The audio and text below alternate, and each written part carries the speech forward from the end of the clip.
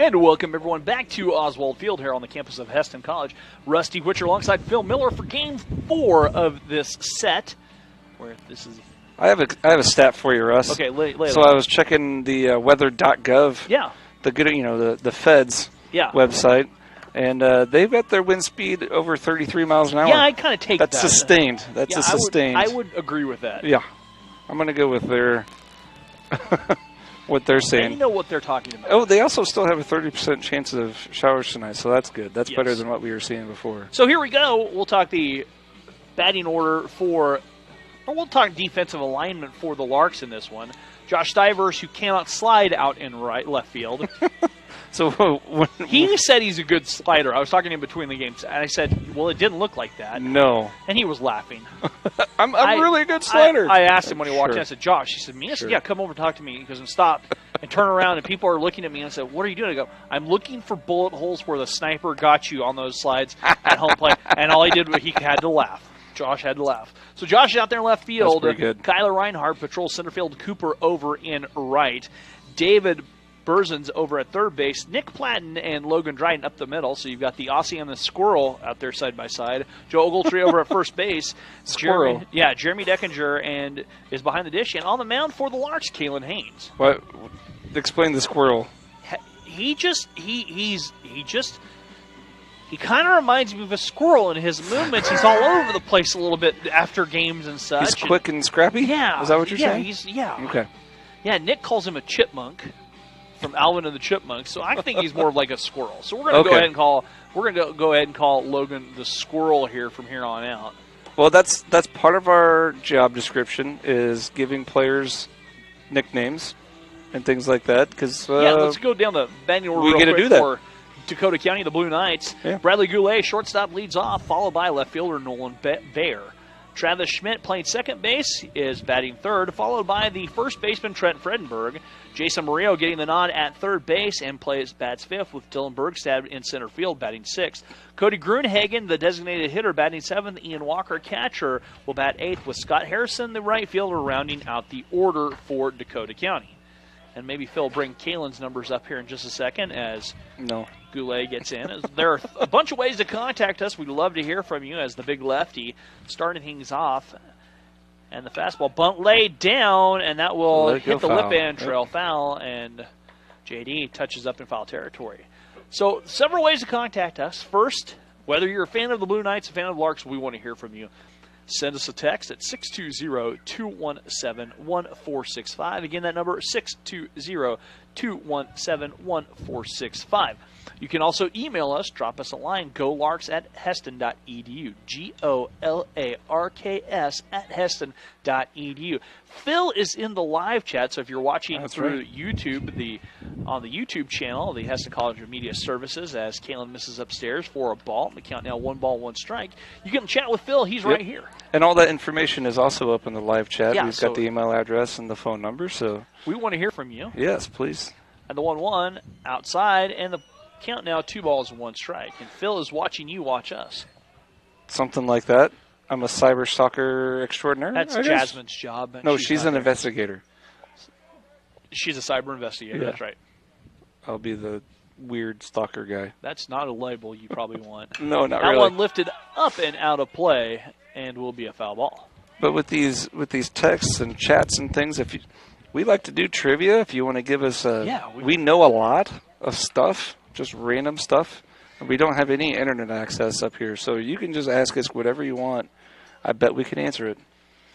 Goulet now has the count evens up at 2 balls and 2 strikes, and the pitch from Kalen stays low. We're full 3 balls, 2 strikes now for the shortstop Goulet. And of course, baseball trivia, since this is a baseball broadcast, but any kind of trivia, honestly. I believe we give out some Heston College trivia, maybe. We can definitely do Heston College trivia. Kalen's payoff pitch drifts upstairs, and Goulet walking his way aboard.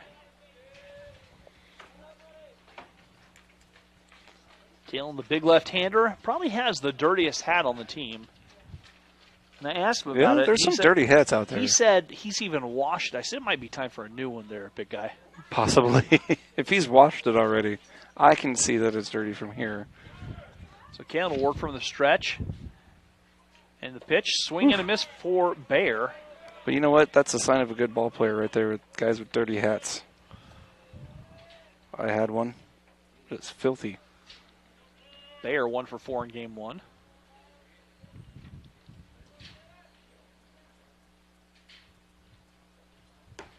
There's a good pitch. Good pitch on a fastball coming back, outer half, and the count 0-2. The dangerous Travis Schmidt on deck. Mm-hmm. He's homered, what, twice this series already? Twice this series. Lifted to right field. Cooper camping underneath it. And takes a lazy little fly ball. And that was about as lazy a fly ball as we've seen. Just about. Probably the easiest can of corn we've seen today. And that brings up second baseman Travis Schmidt for the Blue Knights.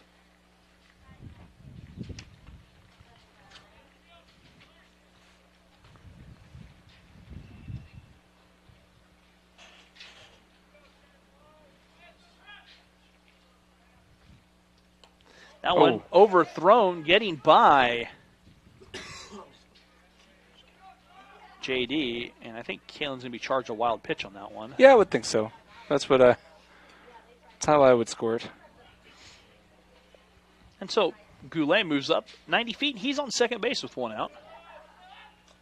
And as we were saying last game, Blue Knights do a really good job of converting when their first runner gets on base. So an excellent job. I think they've about a 90% rate or something like that.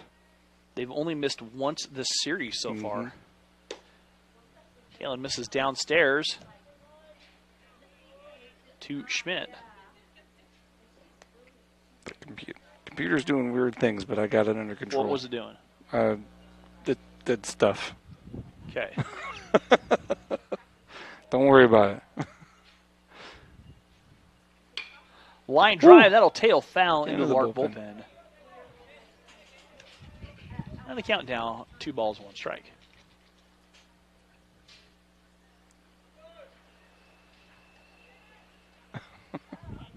We'll chase it down.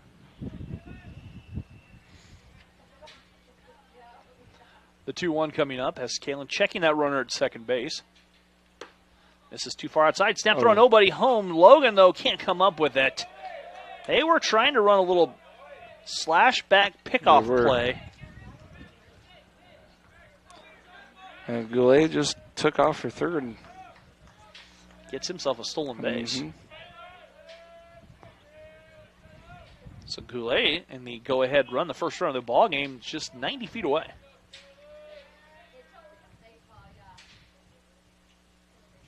That ball lifted foul, the right side, out of play. Now with the leadoff, Goulet closer to about 80 feet away. Yep. Go Kalen on the Larks, parents watching from Texas. All right. Hey, all right. Good to hear from you guys. Texas in the house. Wonder where else we're got people watching from. Yeah, we'd love to hear from you in the final game of this series. That one tapped foul towards the Lark dugout. I know we got people up in Minnesota. Yes, we did. We got 27 people watching right now, so. Good deal. Nope, 28. This fluctuates a lot, the count. It does. The 3-2.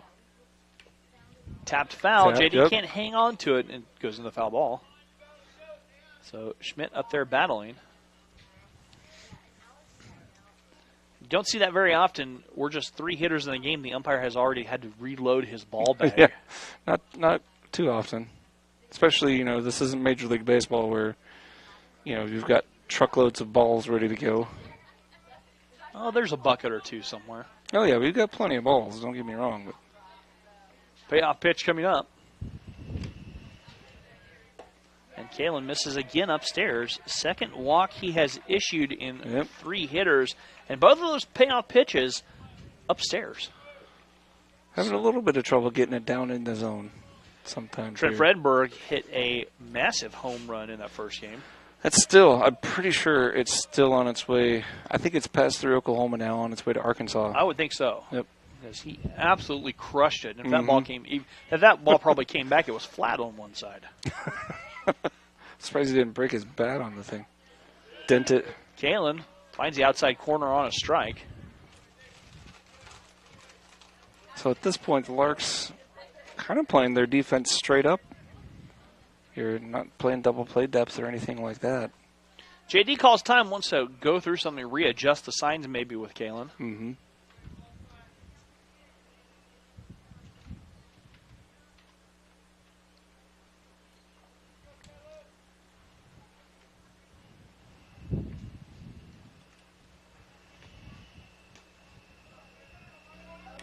You were asking for numbers on Kalen. Yeah, you I think I've got those. I hope you do. Yeah, this is going to be his 5th start on the year. 17 innings pitched. The 0-1 coming up.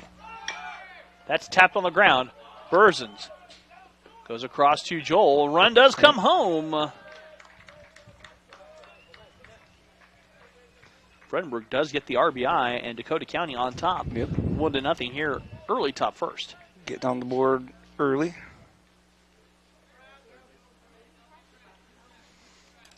That'll bring up Jason Murillo. Still no hits in the game, though. According to the scoreboard. And there, 2 walks. A stolen base, a wild pitch. Kalen misses outside.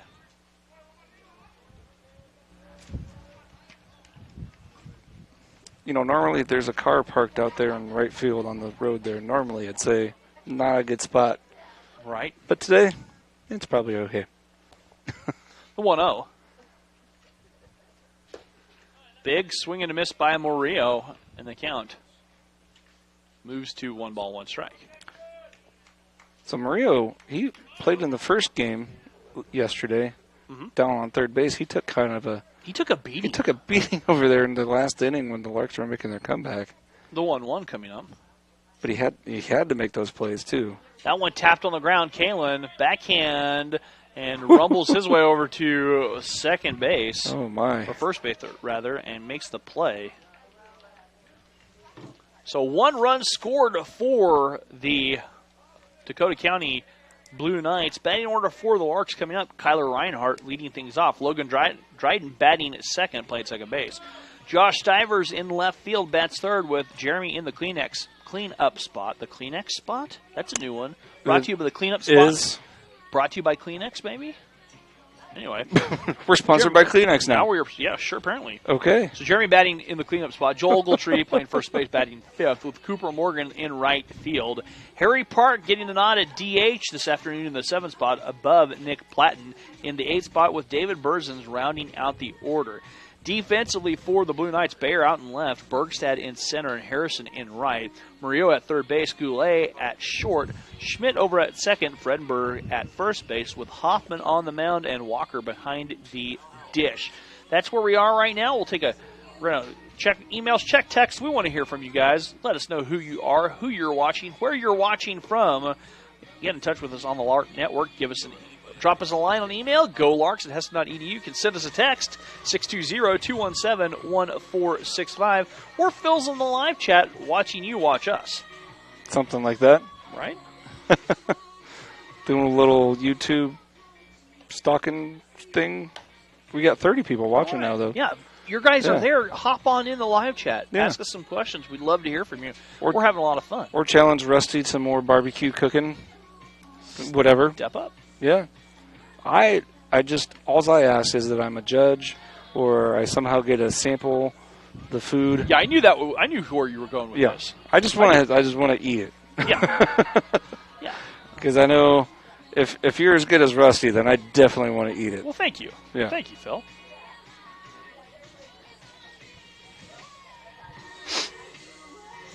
Now, I think we've got some Texans on the team, correct? Yeah. And then, some people in Texas think that they've got good barbecue down there. I'm going to lay down the gauntlet. I think Rusty can outdo it. All right. I think Rusty can outdo you. We'll figure this out sometime. Yeah. So Kyler stepping in here. And this is Dylan Hoffman on the mound, and the first pitch is a strike to Kyler. Caught the outside part of the plate.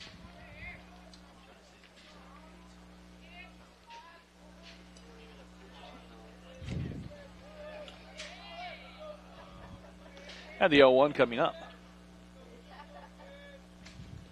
That one skips through Walker back to the backstop. We're even at 1 ball, 1 strike.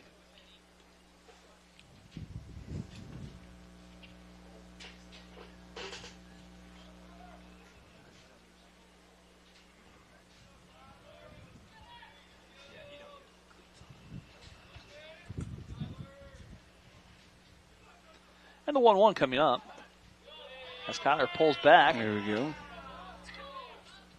Good eye by Kyler.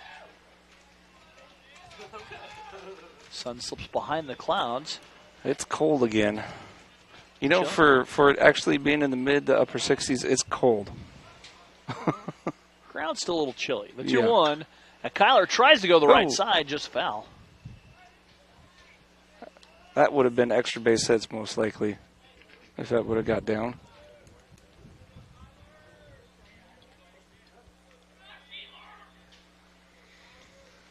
And the count now at 2 balls, 2 strikes to Kyler.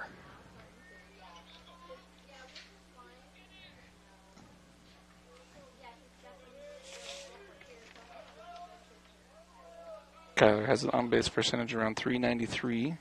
That one skips back to the fence away from Walker. Kyler, the freshman from Oklahoma City. Oklahoma City, all right.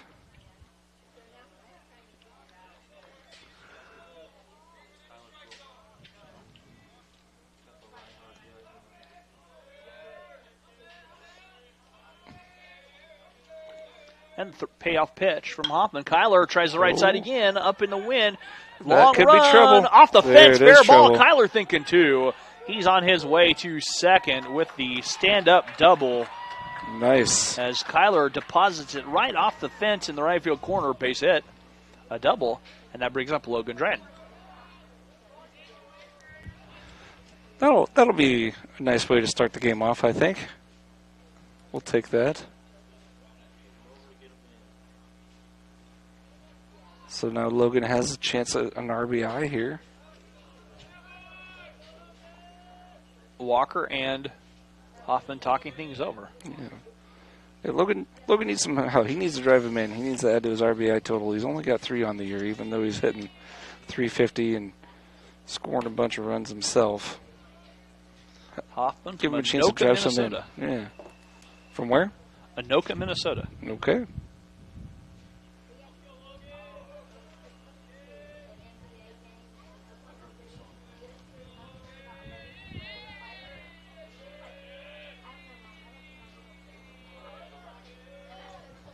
Hoffman pitches, curveball, an attempted curve, stays upstairs.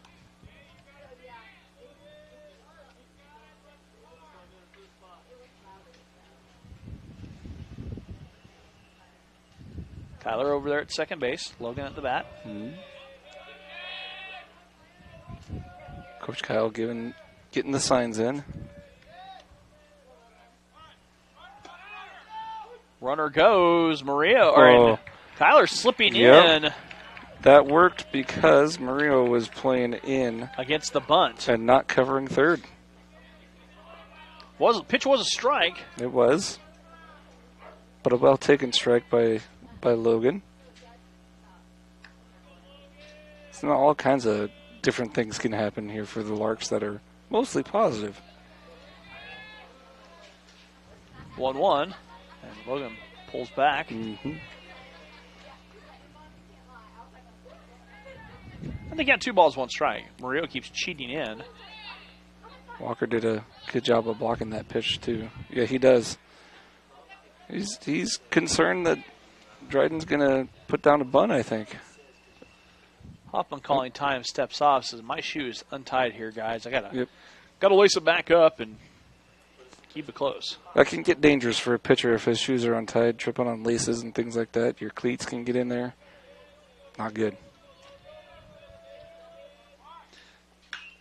Oh. Logan rips one. That's up in the air and out of play. Got an email here from Stephen B. Ryan saying, great win in Game 3 of the series. Let's win the last one. That was an interesting little swing there by Dryden. He showed bunt, pulled it back, and tried to slap one down the line. And the 2-2. That's downstairs in the dirt. We're full 3 balls and 2 strikes.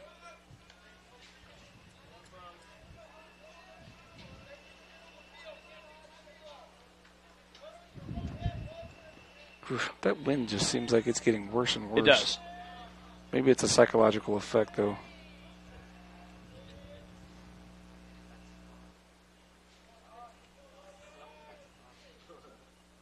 Logan calls time, steps out.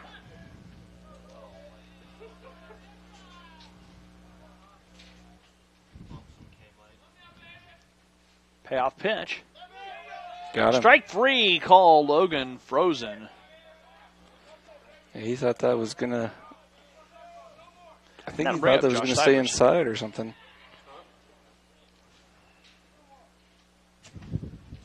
So one away here in the bottom of the first. Dakota County on top, 1-0. And Josh, the slider Stivers, coming to bat. The slider. Yeah.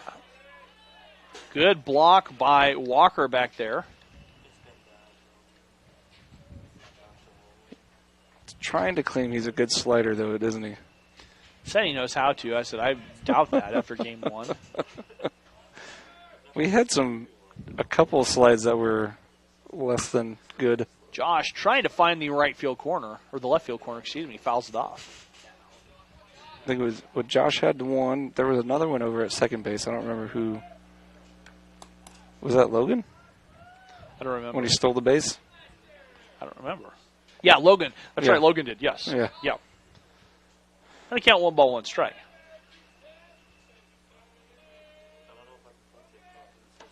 Ooh, Josh. off-speed A pitch. very healthy swing there by Josh. Got him with the changeup, though.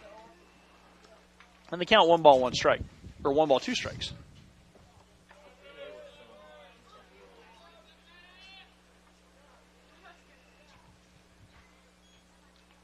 That one in the dirt. Skips away from Walker. And Kyler scores easy. We're all knotted up here at 1 run apiece. Yes.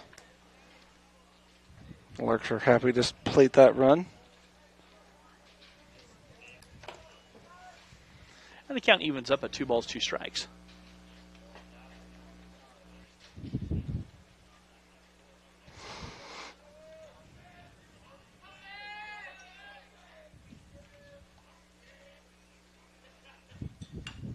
Josh fouls it back to the fence.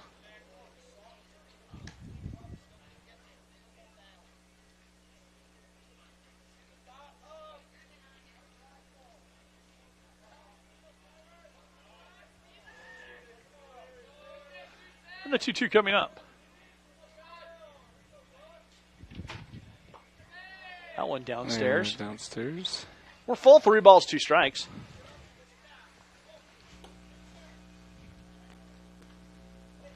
Wind blowing in at 1 billion miles an hour today. Just 1 billion? I was thinking, stronger than that. Payoff pitch coming in.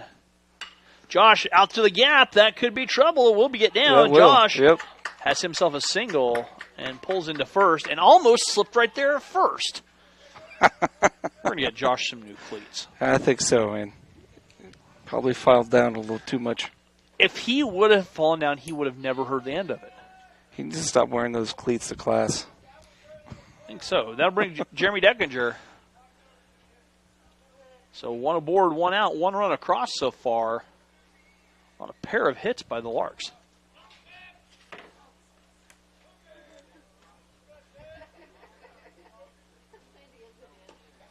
And that one outside misses downstairs.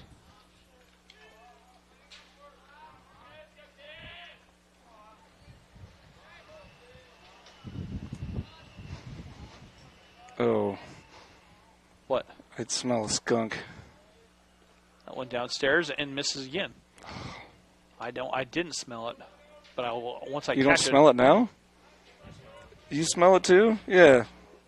How do you not smell that? I don't know. Oh my goodness. Oh. That is one of my least favorite smells ever. And being an Iowan, I have ranked smells out there. That's a line drive out there right at Bear. Bear plays it perfectly. Yep. Throw back, and Josh has to go back to first. Okay. Seems to have subsided a little bit. How did you not I don't catch know. a whiff of that? Man. Well, my allergies are really bad too today, Oh, okay. so that makes a lot of sense. Looks like there was one in the area somewhere. There, I caught a whiff of it. Did you? Yeah. Okay. You can almost taste it. That's always bad. It was not good. You don't think Franz wouldn't shot some skunks? That one downstairs at the knees for a strike. I count 0-1. Every so often there'll be one in my town, and the smell will just kind of permeate in the house a little bit. Ooh. That one. Go. Getting by, and Josh goes to second on the pass ball. So Count even 1 ball, 1 strike to Big Joel. Lark's trying to make their way around the bases here. I believe Joel signed with College of the Ozarks. That's what I thought. For next season. Joel fouls it back in on a play. I feel like we've had a few guys over the years go there. Is that right?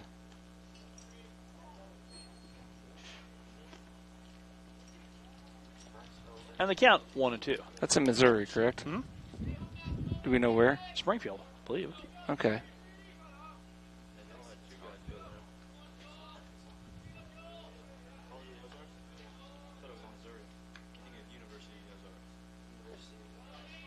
That one downstairs, and the count now evens up at 2 balls and 2 strikes.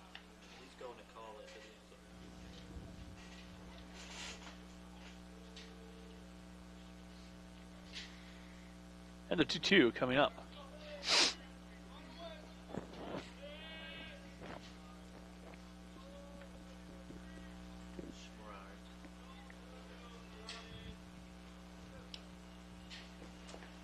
That one gets by. Oh my goodness. Walker again. Walker having trouble back there.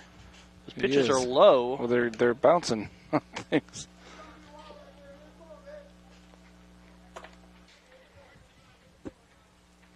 And Joel now with a full count, 3 balls and 2 strikes. Lark's 90 feet away from plating another run. Joel fouls one back and towards the Campus Activity Center.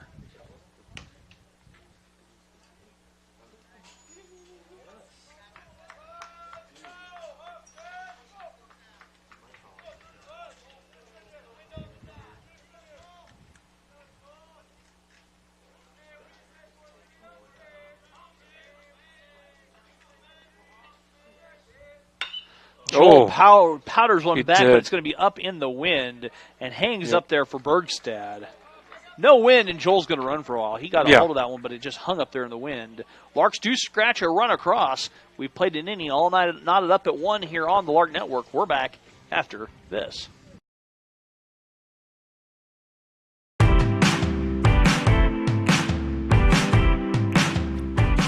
There is something greater than anything the world has to offer. Money, fame, fortune.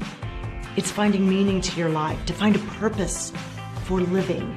And that's what we do at Heston College.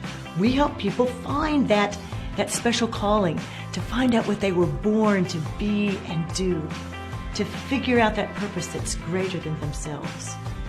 At Heston College, I really think about the logo as being centered to who we are. It's a greater than sign. It's an arrow. It's taking people places, and it's taking students beyond their worldview, beyond their comfort zones. It's about helping students be greater than themselves through an environment that is focused on Christ. I'm greater than thinking I can do this on my own.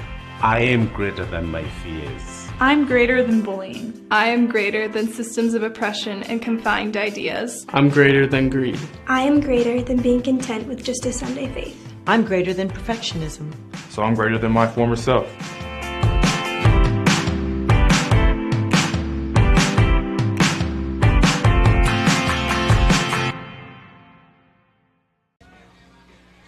So we're back here. Dylan Bergstad coming to bat.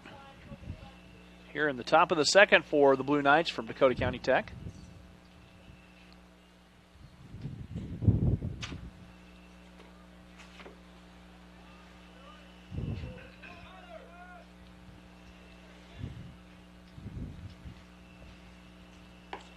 And Kalen Haynes with a first pitch strike to Bergstad.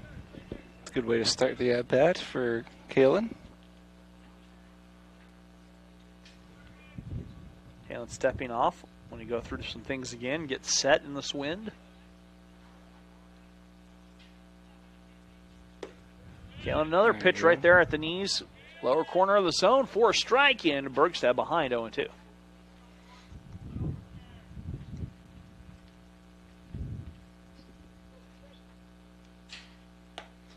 Bergstad chases the off-speed changeup upstairs, and he goes down. Yes, swinging. he does.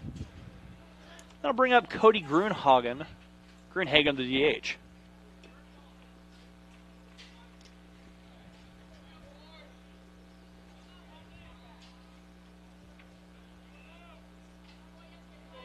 I'd love to bring you some stats on the Blue Knights, but unfortunately, we don't have any.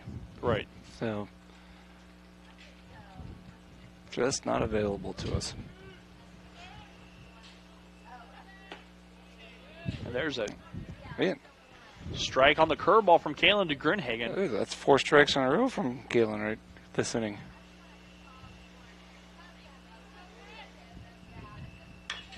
Chopper on the ground and fouled back towards the right field corner, where across what used to be the bullpen.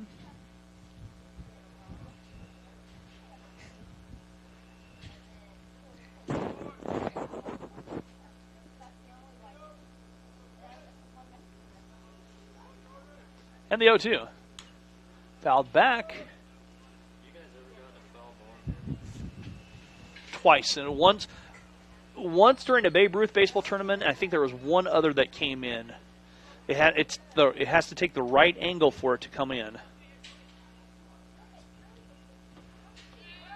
That one misses a little bit low to Grunhagen. Grunhagen almost thought he looked at the 3rd strike. And the 1-2 coming up. That one does go too low. Kick dirt up.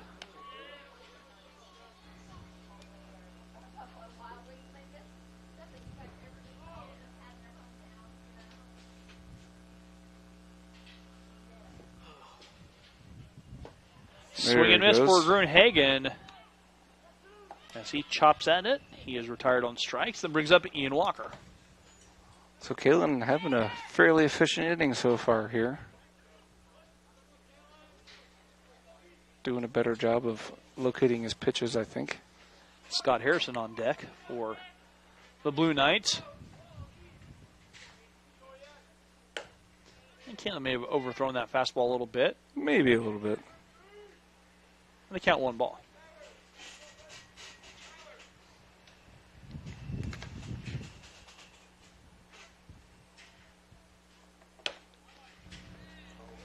That one drifts too far outside on the fastball.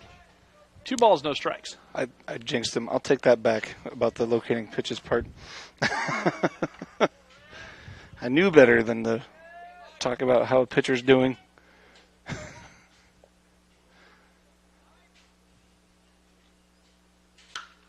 Fly ball up in the air. Gonna be an adventure. Cooper should get that easily, though. Under it. Yep. And Cooper makes a play out and right. DCTC goes quietly 1, 2, 3. And we'll be back on the Lark Network. My name is Molly Shervany, and both my parents and my older sister have gone to KU. It's kind of the thing we do. And that's what I was planning on too. But I loved the Heston College tour. I still remember my personal guide, Kimmy, and talking with all the art professors. At KU, I was in a huge group of students, and I didn't really get to see what I wanted. Heston College made it for me. Taking gen eds at Heston is helping me build a really strong foundation. I get individual attention and know my professors and everyone in my class. I like the personal relationships, and that's something that Heston offered that nowhere else did. With this foundation, I'll be ready to finish my major at KU. I'm currently at Heston Lark, but soon I'll be cheering Rock Chalk Jayhawk at KU. I'm Roman Arnold from Dallas, Texas. I toured my dad's school, Texas A&M, and it really was beautiful, but it was huge. He talked about class sizes being over 100. I visited Heston as a baseball prospect and never looked back. I got the chance to be involved right away, not only on the field, but as a part of the community. Everybody knows each other on campus. We're really close-knit. And if you want faith to be a part of your athletic experience, no one does that better than Heston. I'm not worried about transferring. My advisor saw me out at least a half a dozen times the first semester just to make sure I was on the right track. I started as a lark at Heston College, and I'm planning on transferring to a state school, Texas A&M. Giga Maggies.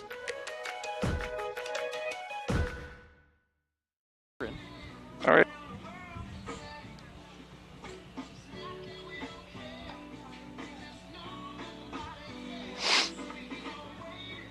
All right, welcome back to Oswald Field here at Heston College. We're going to the bottom of the second. Larks and the Blue Knights all knotted up at 1. Cooper coming to bat. I wanted to see if he'd bring us back. Jasmine never does. Oh, I'll give it a shot. I mean, last time we were just talking about barbecue, so. Yeah. Cooper takes a curveball for a strike from Hoffman. That's the thing. Around here, I don't even know like a good joint in Wichita, honestly. The 0-1 as Coop fouls it back. Hog Wild's pretty good. Is it? Yeah. But they've got so many places. It's just, you got to wonder. I think there's a spot down on, is it Central or 13th? The 0-2 coming up. That one downstairs. And I count 1 ball and 2 strikes. Across from the dairy down there. Not sure where that, yeah. That was a coworker told me about that one.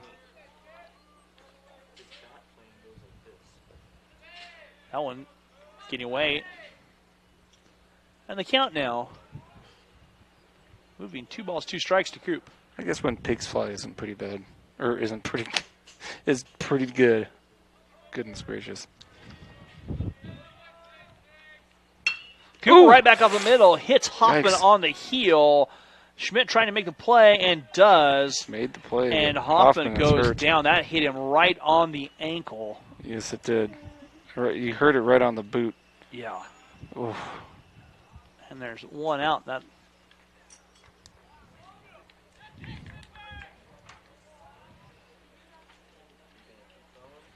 They're going to bring athletic trainer out. Yeah. Definitely got to take a look at that. That could be nothing, and it could be worse too. So you hate to see a young man get hit like that. Yeah, it was a hard hit ball right back in the middle. Took a hop off the mound, and looks like he's going to be all right though. He's going to throw a couple to see. Test it out.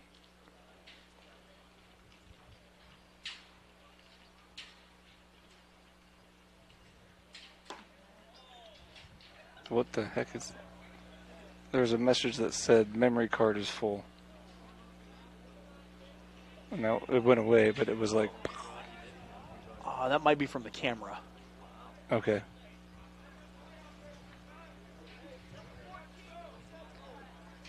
So Zach Duncan coming in to hit.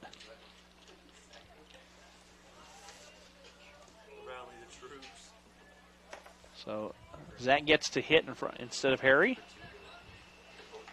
Oh, okay.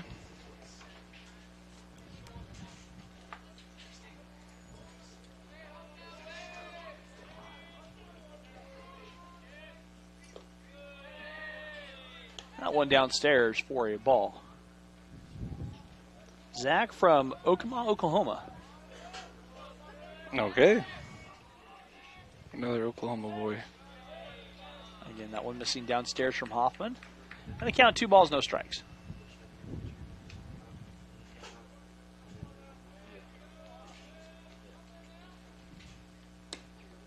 Too far out, and the count 3 balls, no strikes.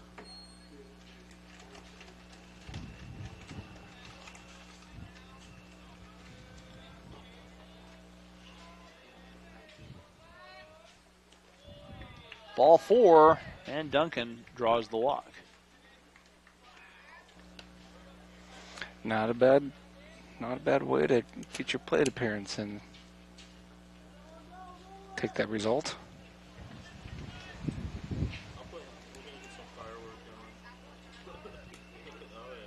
Nick's been having a pretty solid weekend here at playing shortstop. I'll give him some credit there. Aside from that error in the last inning, pretty solid. Made some good plays. Runner going. Duncan slides in underneath a tag, and Zach has a stolen base. Yes, indeed. Pitch was a ball. It was, so it's 1-0.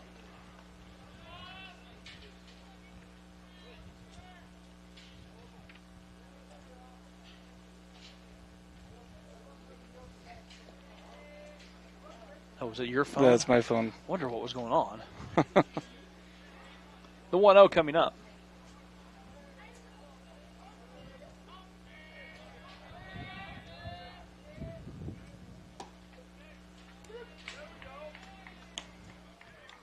Evens the count.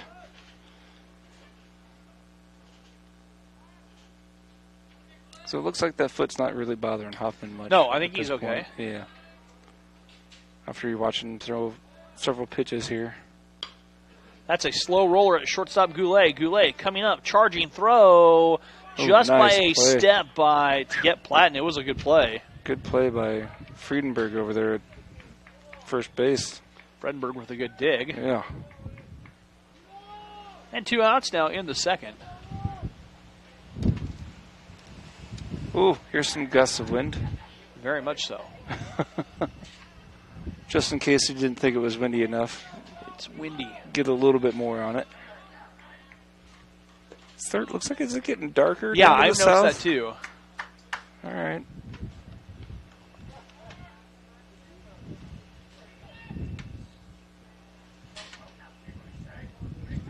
I want rain, but I don't want a rain delay. How about that? I agree. Pitch it downstairs and count 2 balls, no strikes. I don't think Dakota County would want a rain delay either. No, they probably need to get out of here. Long bus ride back. Do you think they're heading out after the game? They are. I actually asked. Okay. Yeah.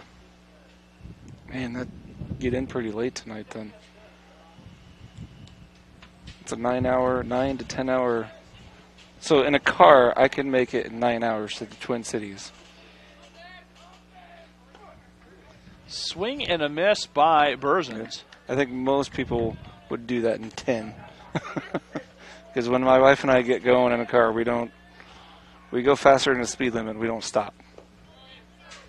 That one downstairs. So Phil, a criminal up here in the booth with me. That's a pretty harsh word for speeding. He counts 3 balls, 1 strike here to Berzins. It's not even a misdemeanor, Russ. I know. Outside ball 4, Berzins draws a walk. He'll take that.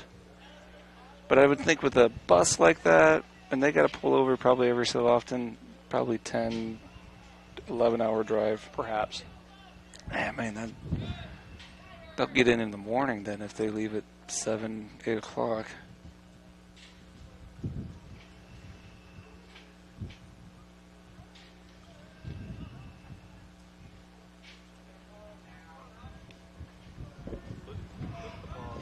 As Tyler stepping back in, runners in the corners, 2 away. Curveball. Yes, it was. Catches a black for a strike. I think it did. I can't tell about the height, but.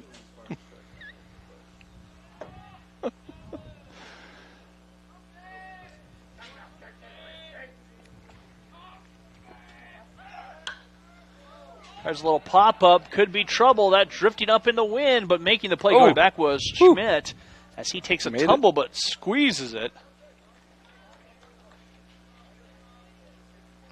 Lark Strand a pair. We've played 2. Larks and Blue Knights tied up at 1 apiece. My name is Molly Shervany, and both my parents and my older sister have gone to KU. It's kind of the thing we do. And that's what I was planning on too. But I loved the Heston College tour. I still remember my personal guide Kimmy and talking with all the art professors. At KU, I was in a huge group of students, and I didn't really get to see what I wanted. Heston College made it for me. Taking gen eds at Heston is helping me build a really strong foundation. I get individual attention and know my professors and everyone in my class.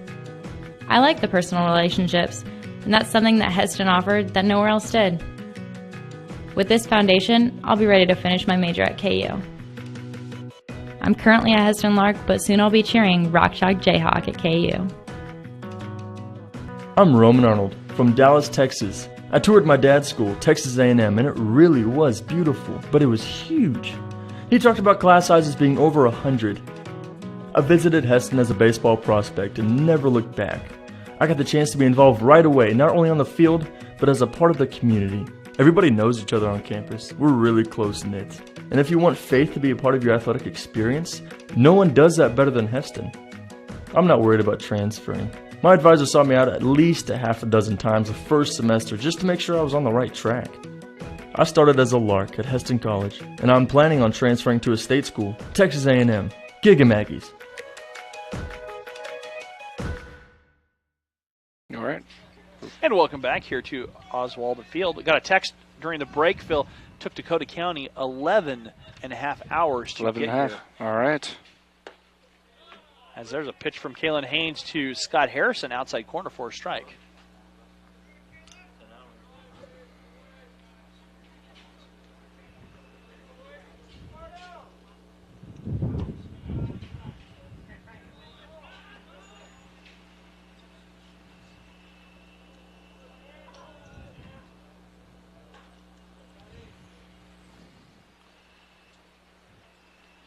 And the 1-1 coming up. That one missing downstairs. Phil, go back to that real quick.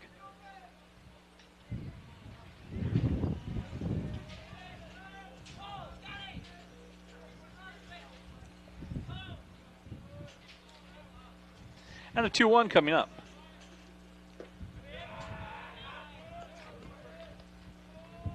That one misses downstairs and count 3 balls and 1 strike.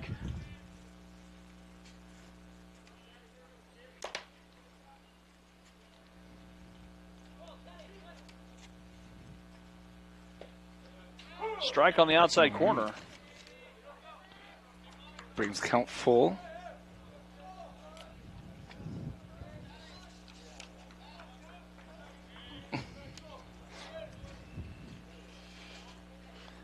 Payoff pitch. Little looper lofted in the left field for a base hit for Scott Harrison.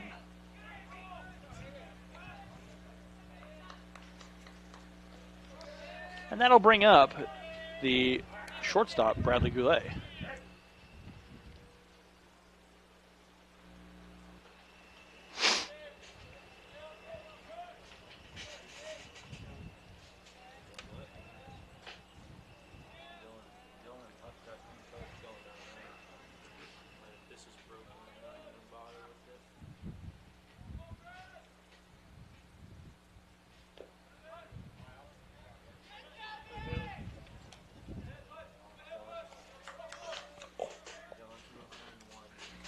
And they count 1 ball, 1 strike.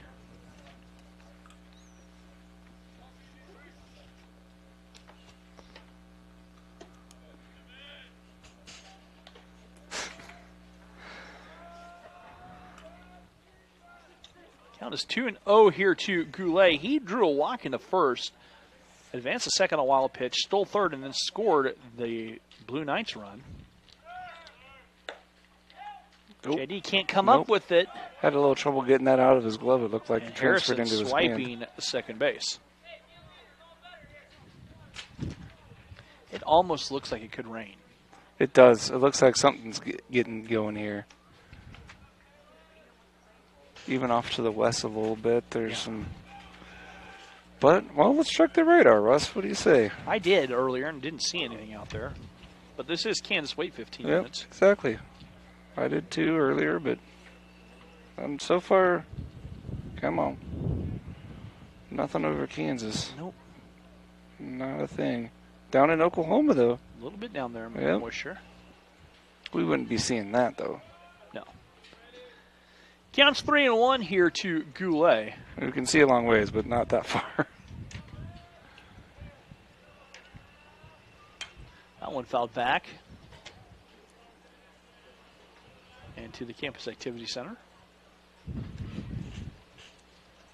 As there's some action out there in the Lark bullpen. Yes, there is. And don't know who it is, but got some guys stretching and getting going. Warming up.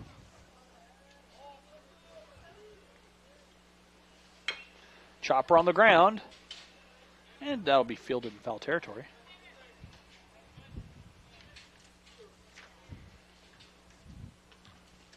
So the count moves full to Goulet.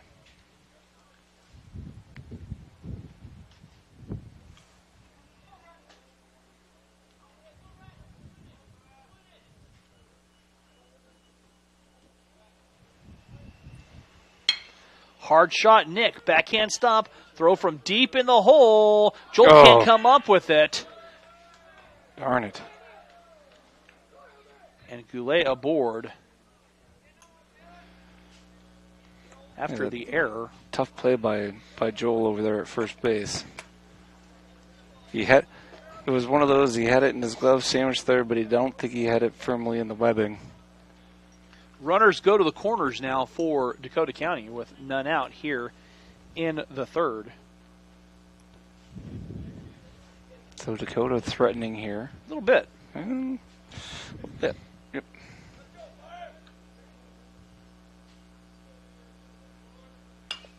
That one fouled back into the play.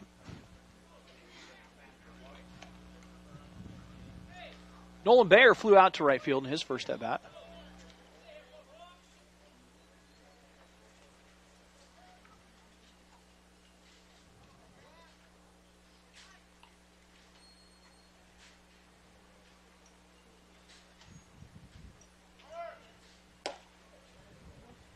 Runner goes. Oh. So Lark kind of faked that they were going to go after him. 1 ball, 1 strike. There we go.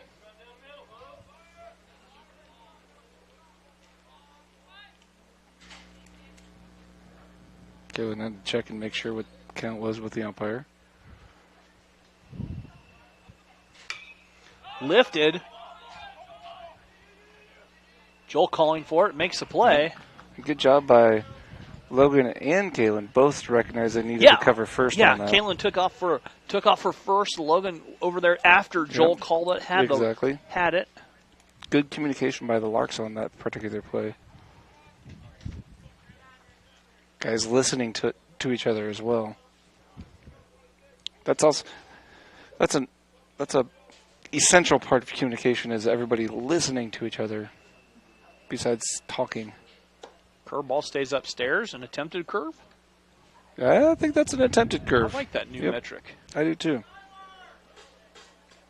It's descriptive of a. You're like, I'm pretty sure he meant to have that break, but it did not.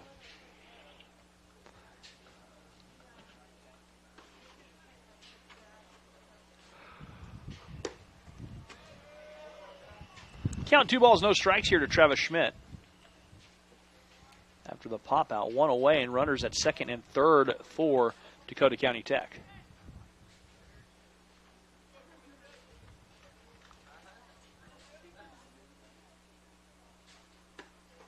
That pitch misses outside, and we're 3 balls, no strikes.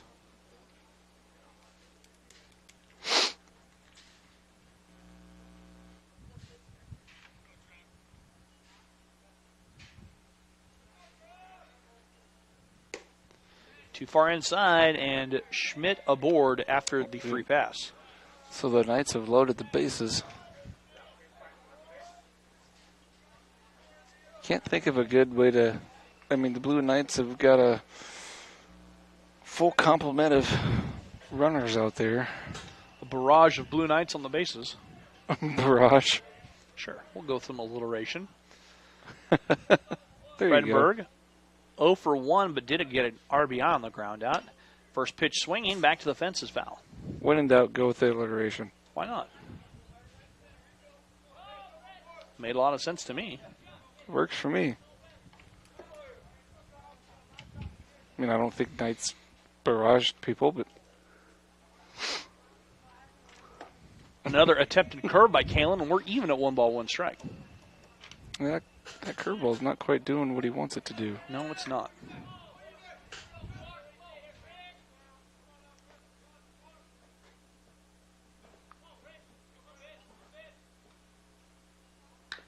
That's tap, pool cued actually, off the end of the bat, and foul.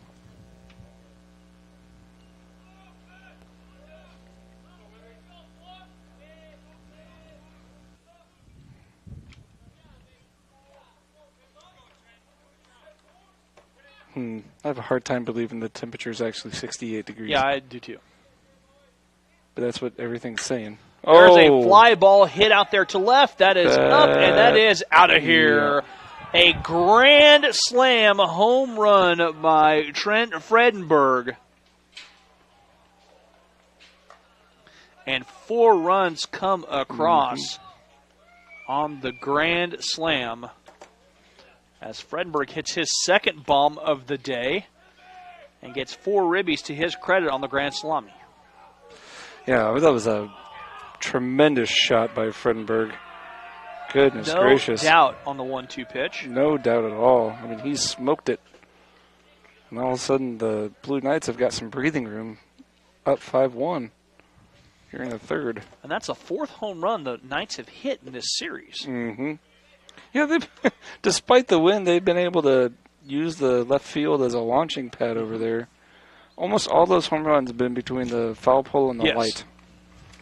That's a hard shot back up the middle for Murillo. And Murillo aboard as the single. As I think the chance of precipitation seems to have shot up to 60%. Yeah, I think we're gonna get some. Hope rain. so. We could use it. Nice. We're not. We definitely need some rain all across the board. Yeah. We could take 2 inches and be pretty good. Oh, we'd have plenty to spare with 2 inches. As Dylan Bergstad tried to bunt and missed at it. And it was crazy. Last year, in April, my basement flooded while I was calling a ball game. That's right. Yeah. I remember that. And the water table is super high, and then we got like no rain after that. And so it's just slowly gone back down. That one's lifted. That might stay in play, maybe, but it's going to be a long run. Joel can't lean over and make the play in the dugout. On the count 0-2. That would have been a pretty impressive play if he could have made that, but didn't see it happening.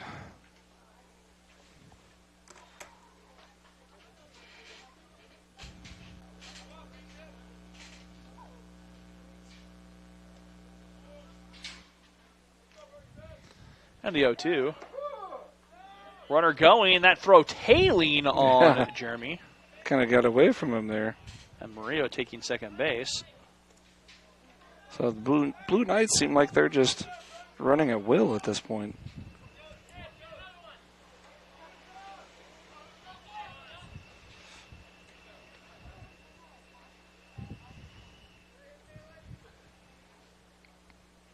Persons might want to check and make sure he's covering the bag on this. Over at third.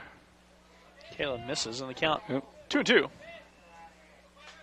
Murillo looks like he might have some designs on third base. I'm not sure.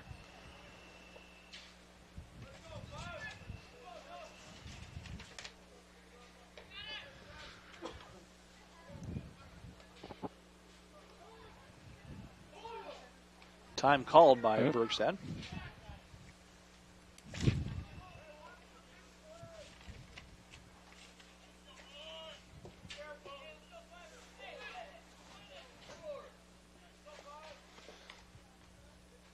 The 2-2 misses low. Yep. We're full 3 balls and 2 strikes. Now we do have at least one lark warming up in earnest in the bullpen. Yeah, Andrew Huckabee's up there. Yep. Huck's up. Getting loose. I saw Dylan warming up too, I thought. Possibly. Fly ball up in the air and out of play. And the count will remain 3 balls and 2 strikes.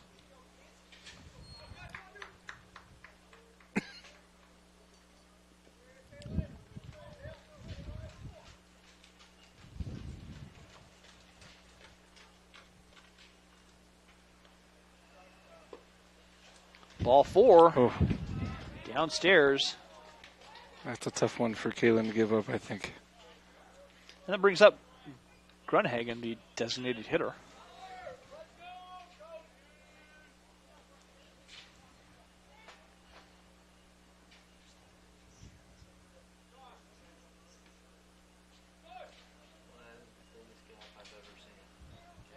Oh my goodness. There is a huge gap out in left center field. Is. As a center fielder is pretty much in right center field. That one fouled back and out of play. I mean, we're talking a large gap as the Larks are playing Grunhagen to pull. I believe they did this all day yesterday, too. They were doing similar stuff, yes. Logan's in the grass at second base. Nick's almost behind the bag at second. And Reinhardt is way over. That one high and tight to Grunhagen. We're even at a ball and a strike. Well, and then you see Kaylin pitching that way, too, pitching him inside, trying to keep the ball going to the right. And the 1-1. Outside corner for a strike to Grunhagen. He moved his eyes a little bit, so they thought maybe that was going to be outside. On the count, 1-2.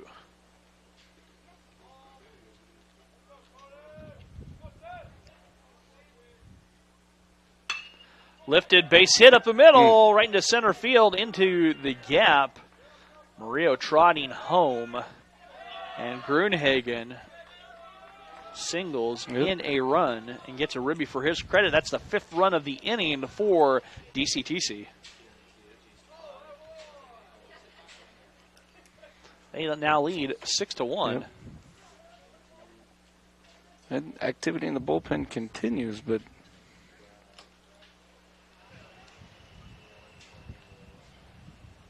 now we're seeing more activity as a couple more people trying to loosen up.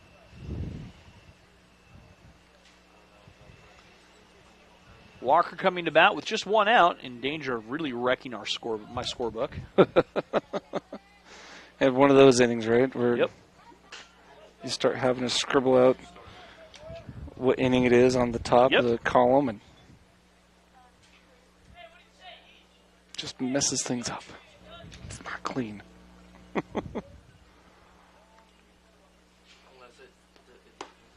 There's a strike. Caught the corner of the plate. 5 runs on 3 hits, a walk, an error here against the Larks. Couple of stolen bases out there, too, for DCTC. They've been busy this inning. They have been.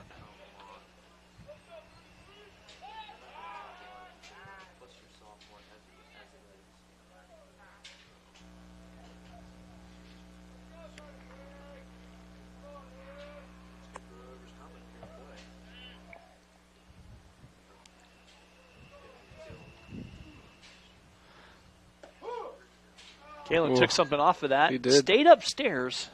I think he threw a changeup, and it just didn't quite. An attempted changeup? Possibly. On the count, 1 ball, 1 strike.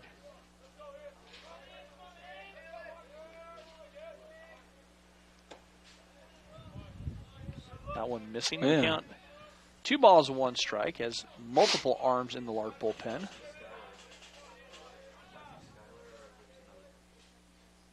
Yeah, Huckabee's still up there, though.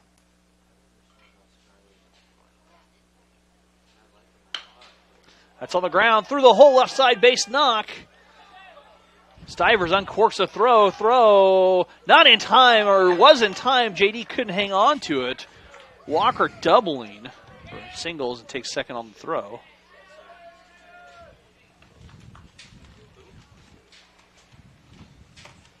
An RBI. Yep. Tough play for Deckinger down back there. I think he was wary of the bat, which was in the way. Could have been. The throw was right there. JD just couldn't hang on to it, and that's going to close the book on Kalen. The throw was definitely in time. It looks like Huck coming in to pitch. And so we'll take a break. We'll be back after this on the Lark Network. My name is Molly Shervany, and both my parents and my older sister have gone to KU. It's kind of the thing we do. And that's what I was planning on too. But I loved the Heston College tour. I still remember my personal guide, Kimmy, and talking with all the art professors. At KU, I was in a huge group of students, and I didn't really get to see what I wanted. Heston College made it for me. Taking gen eds at Heston is helping me build a really strong foundation. I get individual attention and know my professors and everyone in my class. I like the personal relationships, and that's something that Heston offered that nowhere else did. With this foundation, I'll be ready to finish my major at KU. I'm currently a Heston Lark, but soon I'll be cheering Rock Chalk Jayhawk at KU. I'm Roman Arnold from Dallas, Texas. I toured my dad's school, Texas A&M, and it really was beautiful, but it was huge. He talked about class sizes being over 100. I visited Heston as a baseball prospect and never looked back. I got the chance to be involved right away, not only on the field, but as a part of the community. Everybody knows each other on campus. We're really close-knit. And if you want faith to be a part of your athletic experience, no one does that better than Heston. I'm not worried about transferring. My advisor saw me out at least a half a dozen times the first semester just to make sure I was on the right track. I started as a Lark at Heston College, and I'm planning on transferring to a state school, Texas A&M. Giga Maggies. Just come back. And welcome back here to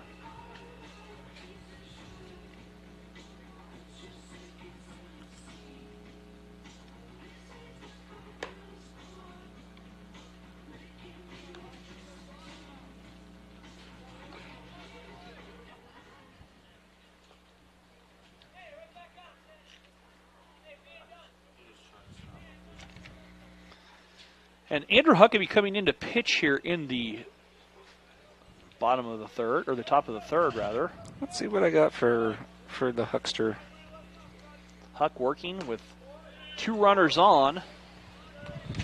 This is going to be Huck's 5th appearance on the year. He's pitched 3.1 innings, giving up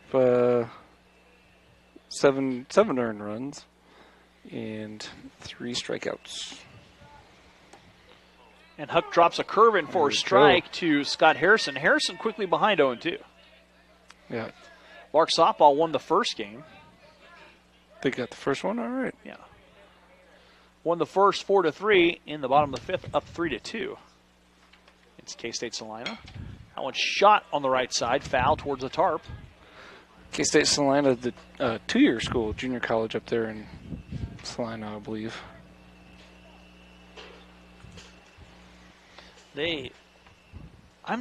No, I don't think it is.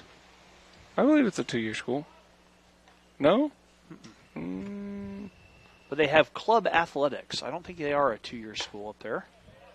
That one misses outside. I think they're like, you won't be able to find it on NJCA because their athletic programs are club stuff. Oh, it's called, you just Google it. Okay.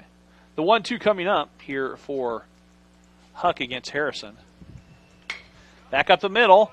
Platten with a play, spinning, throwing. Oh, there we go. Gets the out, but a run comes home. That run, unfortunately, will be charged to Kalen. Yes, that is Kalen's run. And the runner Harrison on third also belongs to Kalen.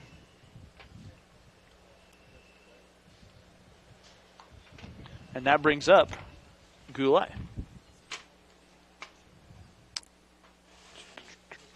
Let's see what Wikipedia has to say about but it K-State looks like Harrison. I didn't see Harrison go down. He hit the bag. No. Funny, and we're going to take a break. Yeah, we'll give him a little time to. I'll get a different ad in there.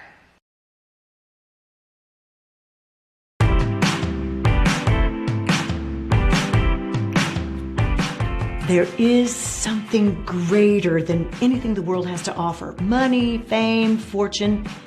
It's finding meaning to your life, to find a purpose for living.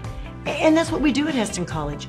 We help people find that special calling, to find out what they were born to be and do, to figure out that purpose that's greater than themselves. At Heston College, I really think about the logo as being centered to who we are. It's a greater than sign. It's an arrow. It's taking people places. And it's taking students beyond their worldview, beyond their comfort zones. It's about helping students be greater than themselves through an environment that is focused on Christ. I'm greater than thinking I can do this on my own. I am greater than my fears. And welcome back here. Goulet coming in with 2 outs after Harrison walked off under his own power a bit gimpily. As 7 runs across, it's 8-1 here.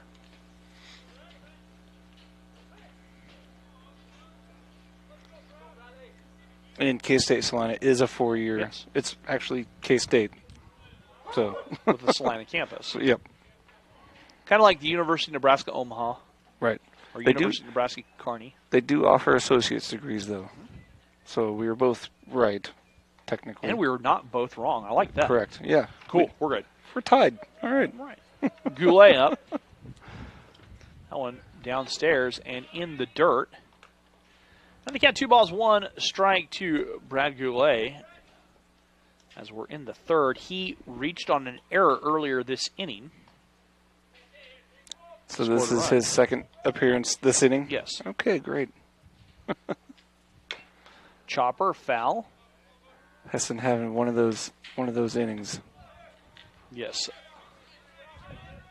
One of the, can be backbreakers. I was on a team or two that were prone to these innings. Counts even, 2 balls, 2 strikes, 2 outs. That one fouled back, fought off, and Goulet stays alive.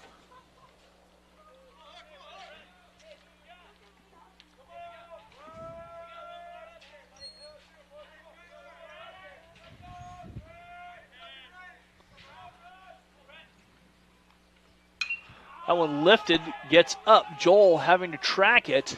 Long run for Joel, and Joel makes the running catch. But a lot of damage done here. A lot of damage. 7 runs come to the plate on just 4 hits.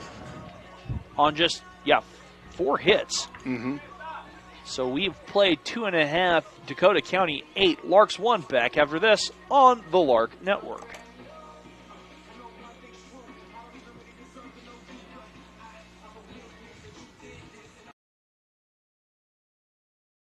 At Heston College, I really think about the logo as being centered to who we are. It's a greater than sign. It's an arrow. It's taking people places.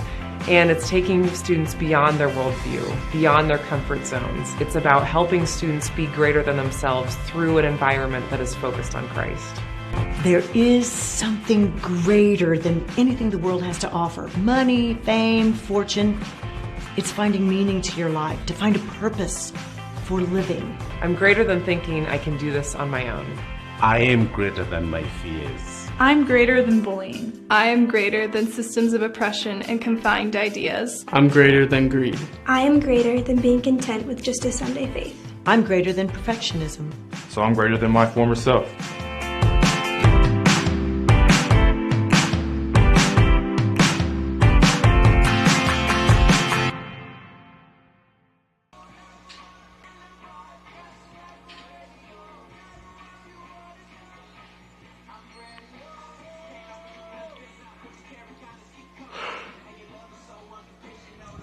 Oh, yeah, we're back, by the way. And welcome back here to Oswald Field.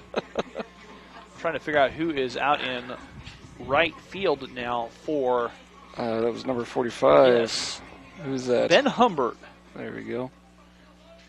Out in right field now. My hand's actually getting a little cold here. Yeah, it's not terribly...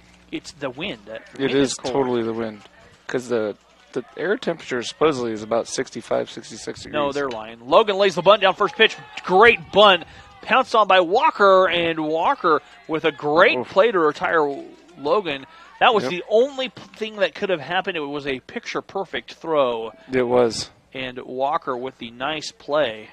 I mean, that was the only thing that absolutely had to happen to get him. Had to be a perfect throw, and Walker made a perfect throw. Because that was a pretty great good bunt. Yeah. Give Walker a lot of credit for jumping on that. Mm-hmm. I think they were kind of expecting that a little bit. Stivers takes a curve for the strike as Josh the slider behind in the count 0-1.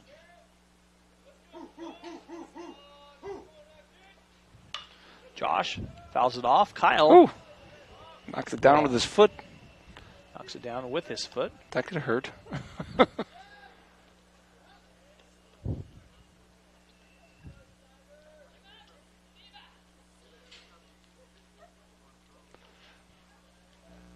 Count 0-2.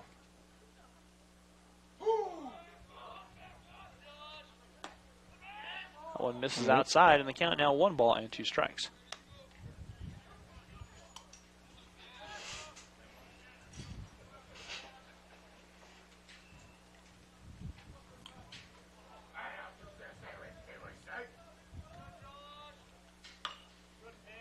One fouled off to the protective fences in front of the dugout. Kept the trainer busy today, though, it looks like. Yeah, athletic trainer Nate Bartell here. Busy. He's one of the 2 that Hesston College has. Megan Fowler's over at the softball games. Gotcha.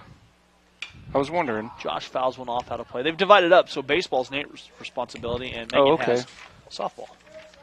Who does tennis and that I don't know golf? Who does that? You know, those golf injuries, they can get pretty serious. Chandler Roberts did redshirt thanks to a golf injury. Josh on the ground at the second baseman, Schmidt. Schmidt gloves it, throw to Fredenberg is on time. 2 away.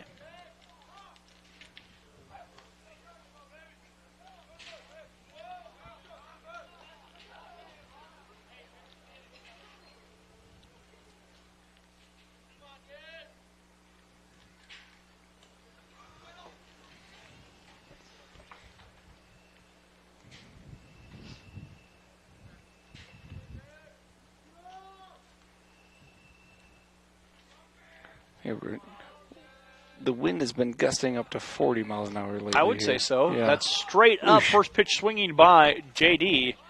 Goulet settles underneath it, makes a play. Larks go quickly and quietly. 1, 2, 3 in the third. We've played 3. The Blue Knights 8. Larks 1. Back after this on the Lark Network. My name is Molly Shervany, and both my parents and my older sister have gone to KU. It's kind of the thing we do. And that's what I was planning on too. But I loved the Hesston College tour. I still remember my personal guide, Kimmy, and talking with all the art professors. At KU, I was in a huge group of students, and I didn't really get to see what I wanted. Hesston College made it for me. Taking gen eds at Hesston is helping me build a really strong foundation. I get individual attention and know my professors and everyone in my class. I like the personal relationships, and that's something that Hesston offered that nowhere else did. With this foundation, I'll be ready to finish my major at KU. I'm currently a Hesston Lark, but soon I'll be cheering Rock Chalk Jayhawk at KU. I'm Roman Arnold from Dallas, Texas. I toured my dad's school, Texas A&M, and it really was beautiful, but it was huge. He talked about class sizes being over 100. I visited Hesston as a baseball prospect and never looked back. I got the chance to be involved right away, not only on the field, but as a part of the community. Everybody knows each other on campus. We're really close-knit. And if you want faith to be a part of your athletic experience, no one does that better than Hesston. I'm not worried about transferring. My advisor saw me out at least a half a dozen times the first semester just to make sure I was on the right track. I started as a Lark at Hesston College, and I'm planning on transferring to a state school, Texas A&M. Giga Maggies.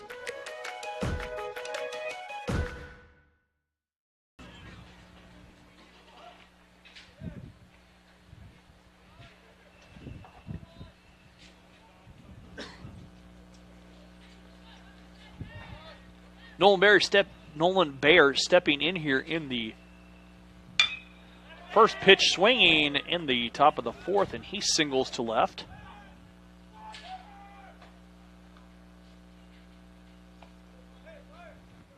So the Blue Knights just kind of pick up right where they left off last inning.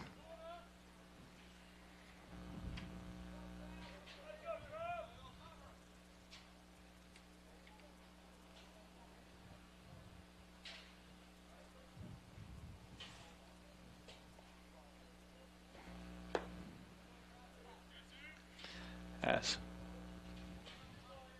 Travis Schmidt in. Schmidt has walked twice today in this final game of this 4-game set.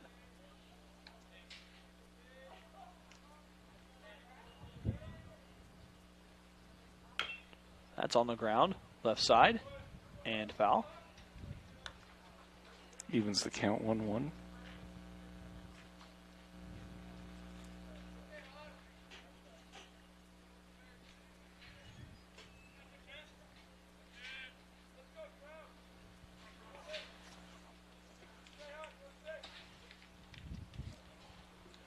The 1-1 coming up. Ooh. Throw. Well, you got in him. time. Oh, my goodness. As they catch. Great throw. Nolan Bayer stealing. Yes, indeed. That was a great throw by Deck. And a good tag by Logan out there. Caught him in the upper body area.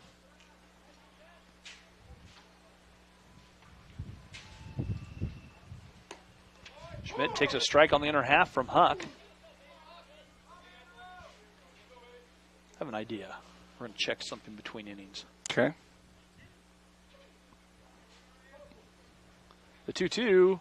Tip back in the glove. Strike 3. All right. Nice job by Huck. Lark's trying to go around the horn and throw it into right field. That would have gotten us... our coach would have been pretty upset, and I don't think we'd have been allowed to do that anymore that game. Once you mess up around the horn, that's it.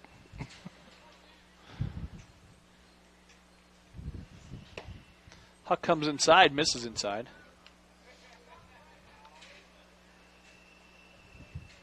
And they count 1 ball, no strikes.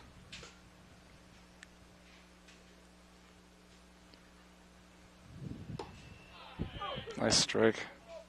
Caught the corner of the plate.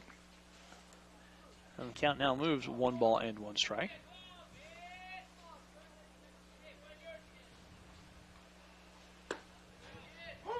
There we go. Good pitch from Huck on the outside corner. And the count 1-2. Huck finding himself in a rhythm here, too, it looks like.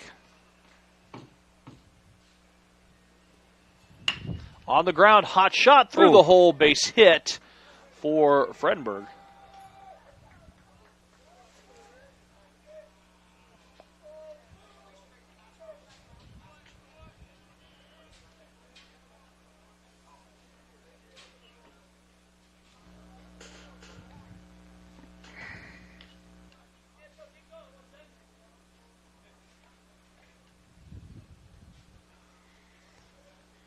And they're checking Logan. He dove. Yeah. He said, I'm okay.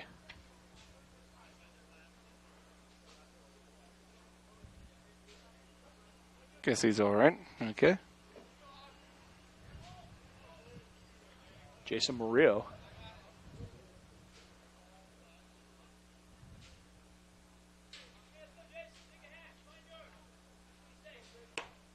Oh, misses upstairs from Huck.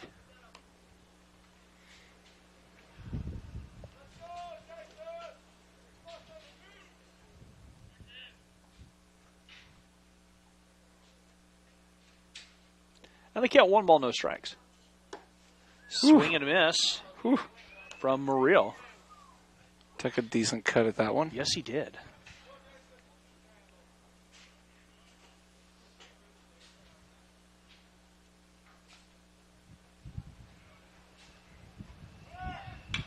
Murillo fights it off, fouls it. Long run for David. Will be out of play.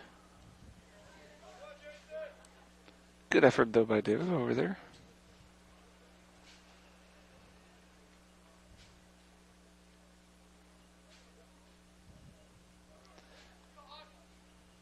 And they count 1-2.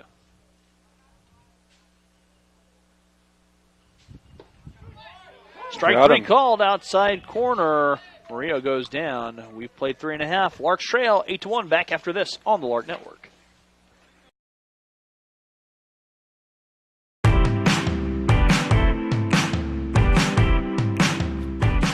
There is something greater than anything the world has to offer. Money, fame, fortune.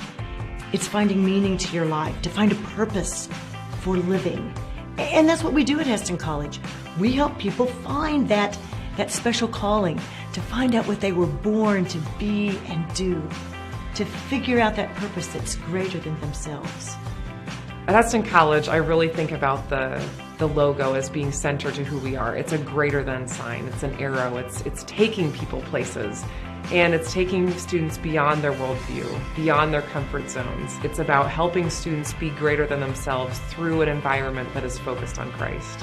I'm greater than thinking I can do this on my own. I am greater than my fear. I'm greater than bullying. I am greater than systems of oppression and confined ideas. I'm greater than greed. I am greater than being content with just a Sunday faith. I'm greater than perfectionism. So I'm greater than my former self.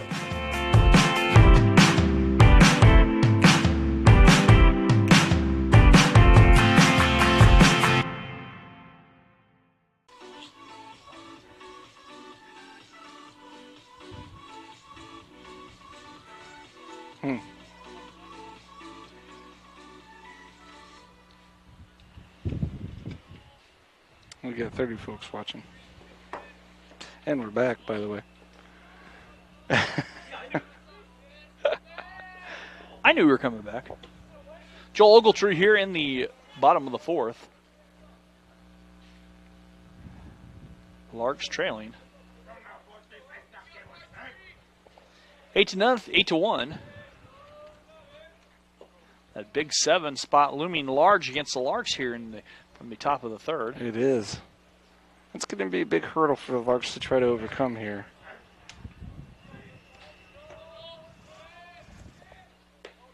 That one too far inside. And they count 2 balls, 1 strike.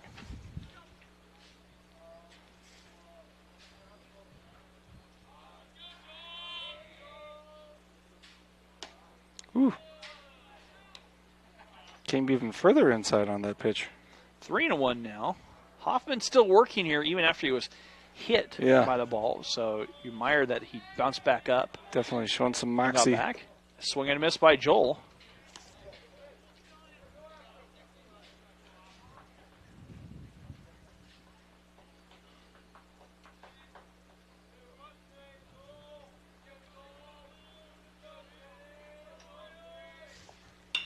Joel on the ground.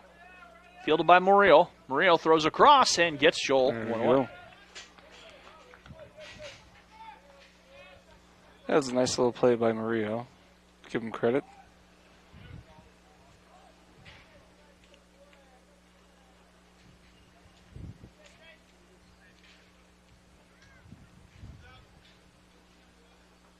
Joel on the ground. Fielded by Murillo. Murillo throws across.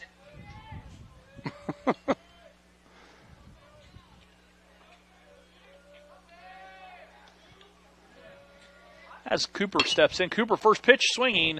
Goulet sits on it, throws across, and Frenchburg makes a play. Larks not making a lot of noise here lately. Their bats have been kind of silent. This will be Omar Aguilar. I think Omar had 1 pitch hit appearance here in the, I think it was the second game or I think so. Yeah, yesterday. Swing and a miss by Omar. Looked like he pulled his head on that swing a little bit.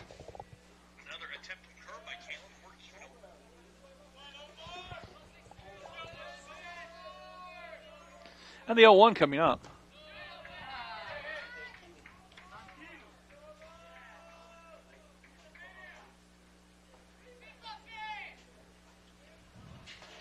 Count even 1 ball, 1 strike.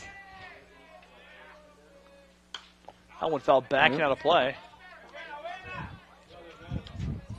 Runs it to 1-2.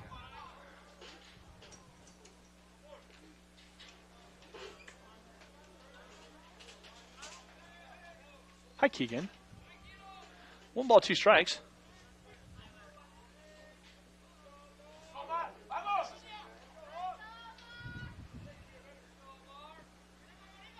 So Omar here.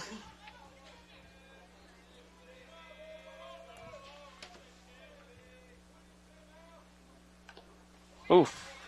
Just got a piece of that to stay alive. That one fell back. Yeah.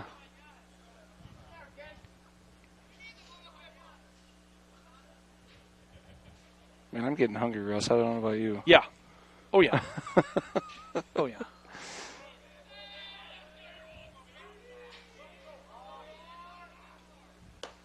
Oh, misses high and away from for Alma. Yep.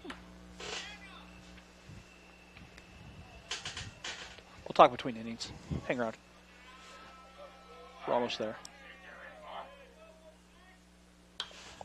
Pitch fouled back, now to play. Omar stays alive. Making the most of this pinch hit at bat.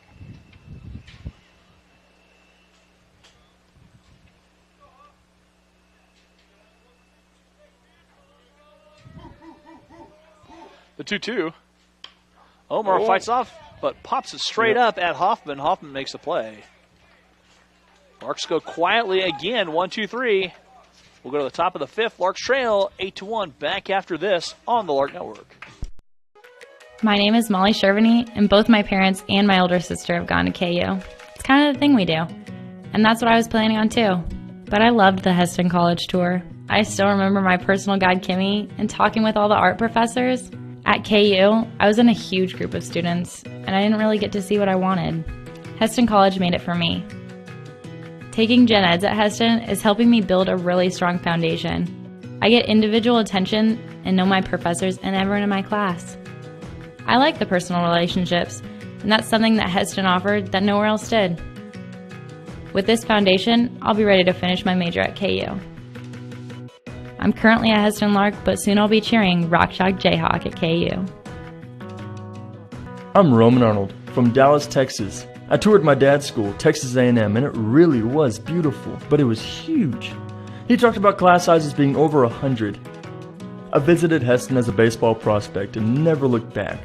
I got the chance to be involved right away, not only on the field, but as a part of the community. Everybody knows each other on campus. We're really close-knit. And if you want faith to be a part of your athletic experience, no one does that better than Heston. I'm not worried about transferring. My advisor saw me out at least a half a dozen times the first semester just to make sure I was on the right track. I started as a Lark at Heston College, and I'm planning on transferring to a state school, Texas A&M. Giga Maggies.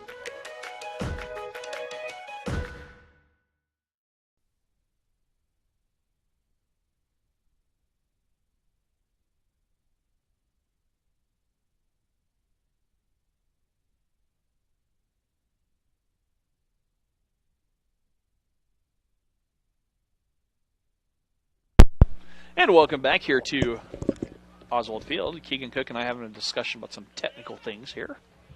Keegan, a guru, does such a great job with everything with broadcasts and keeping guys and filming, and just really a guy you can count on. Definitely. That's a chopper on the ground for Bergstad over to Burzen's throw. Not in time, hopping, and Bergstad will take second after the errant throw by Bursons. Yep. So I guess, yep, they're just going to call that an error. Oh. E5. That'll bring up Cody Grunhagen.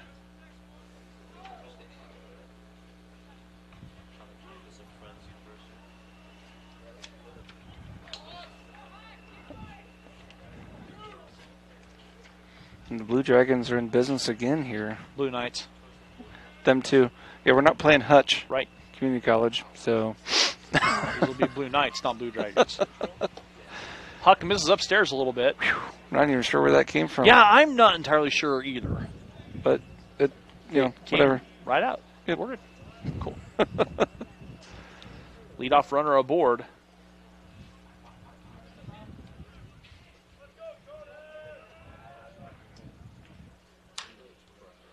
Big curve, an attempted curve.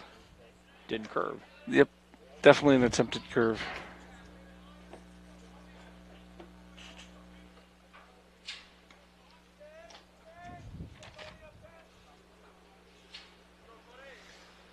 Count is 2-0 now to Grunhagen.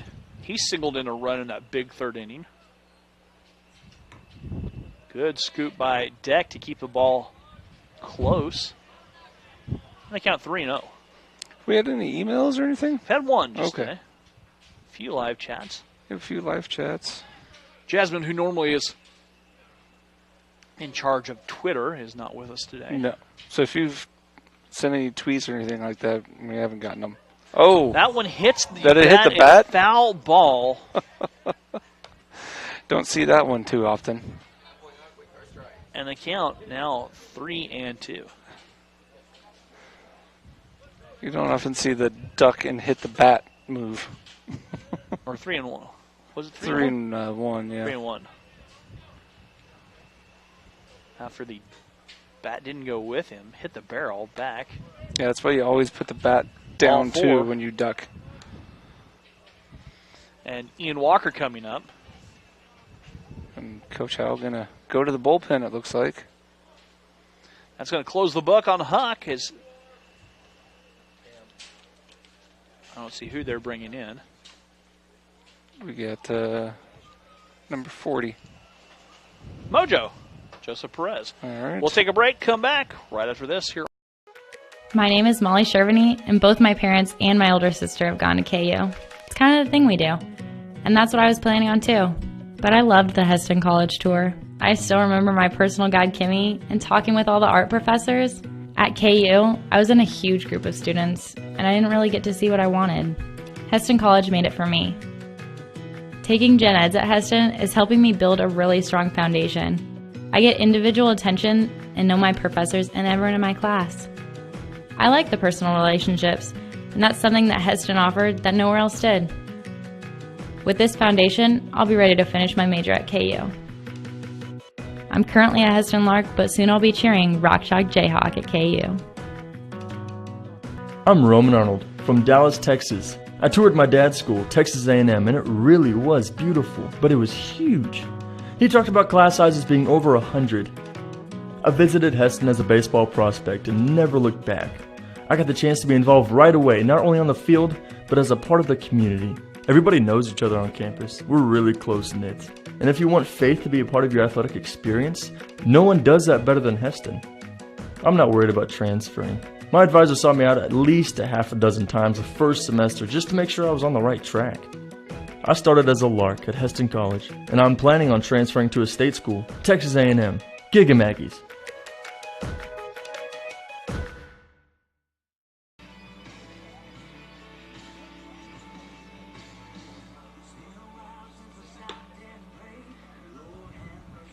And welcome back here to Oswald Field.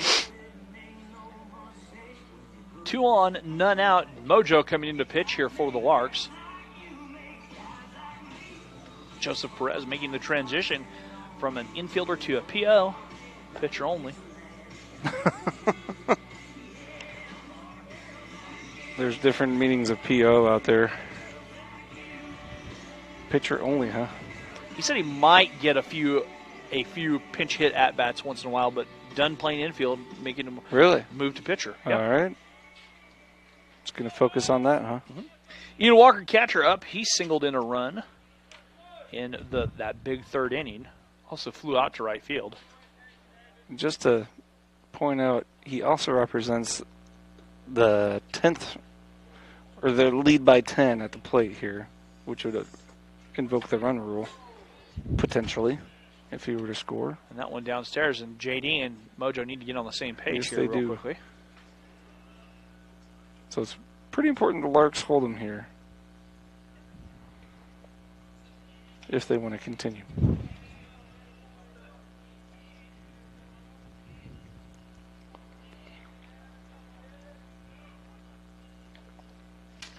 As Walker in with 1 ball, no strikes, and Mojo misses inside, and the count 2 balls, no strikes.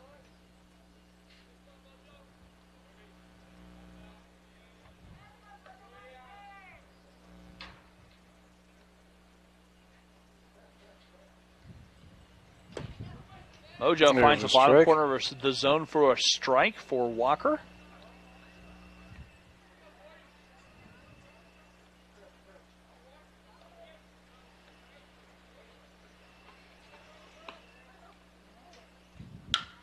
Little looper over the glove of Nick out into left center field. Run coming home.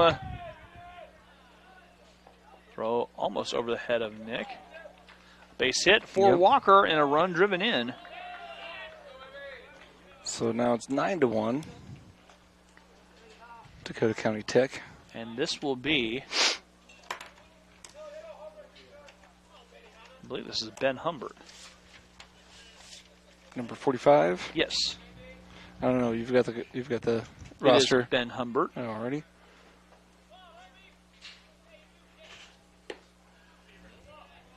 Leaves that outside and low, it looked like. Ooh, I just caught a whiff of rain. Yeah. 1 ball, no strikes. Sounds like it.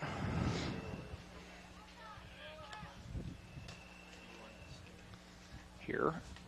2-0 now to Humbert, his first plate appearance this series.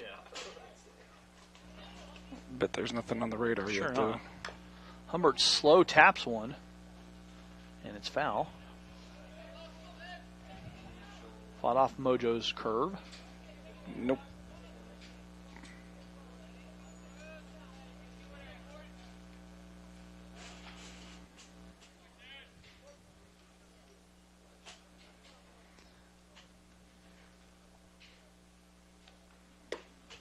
There's a curve strike from Mojo. That drops over for a strike in the count. 2 balls, 2 strikes. Still none away here in the top of the 5th.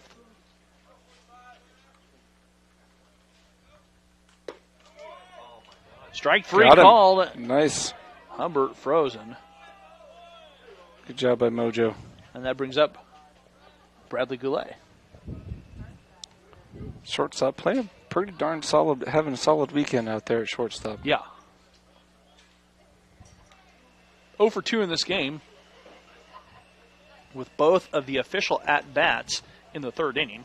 He did draw a walk and score a run. And he fouls one back. Kind of a half-hearted, I wanted to, but not wanted to. The little itty-bitty swing. Uh-huh. And the 0-1 coming up.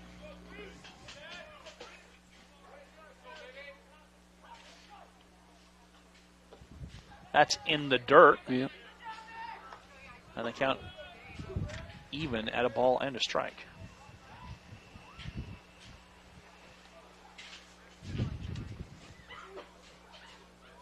Mojo working from the stretch with the 2 runners on. That one's looped and foul.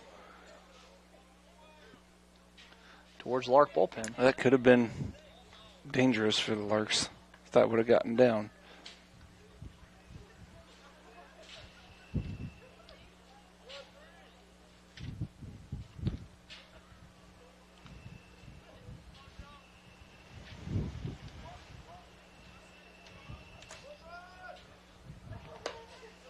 Oof. That one too high. Mm-hmm. Count 2-2 now. Or is it actually 3-2? 3-2. Okay. No, 2-2. Nope. The scoreboard is fooling me. I thought I had it right. That one fouled off. That stays alive. That tree caught the ball there, I think. It did, and we may never see that ball again. Uh-uh. That ball may be gone. We're still remaining 2 balls, 2 strikes.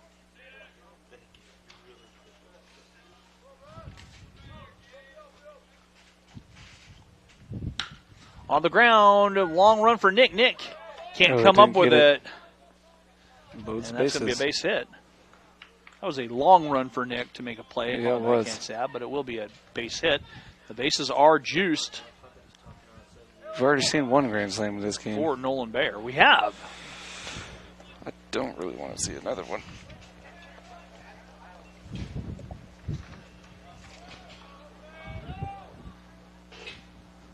Man, my hand is cold. Swing and a miss by Bayer. Nolan Bayer so far flew out in the 1st, popped out in the 3rd, singled in the 4th, was caught stealing also in that 4th inning. Bayer golfs one and fouls it off. Needed a pitching wedge on that one. Only brought his 9. As much wind as there is, Phil, I'm going to make a very non-bold declaration. What's that? You couldn't pay me enough money to be on top of these light poles. No. No. Not even.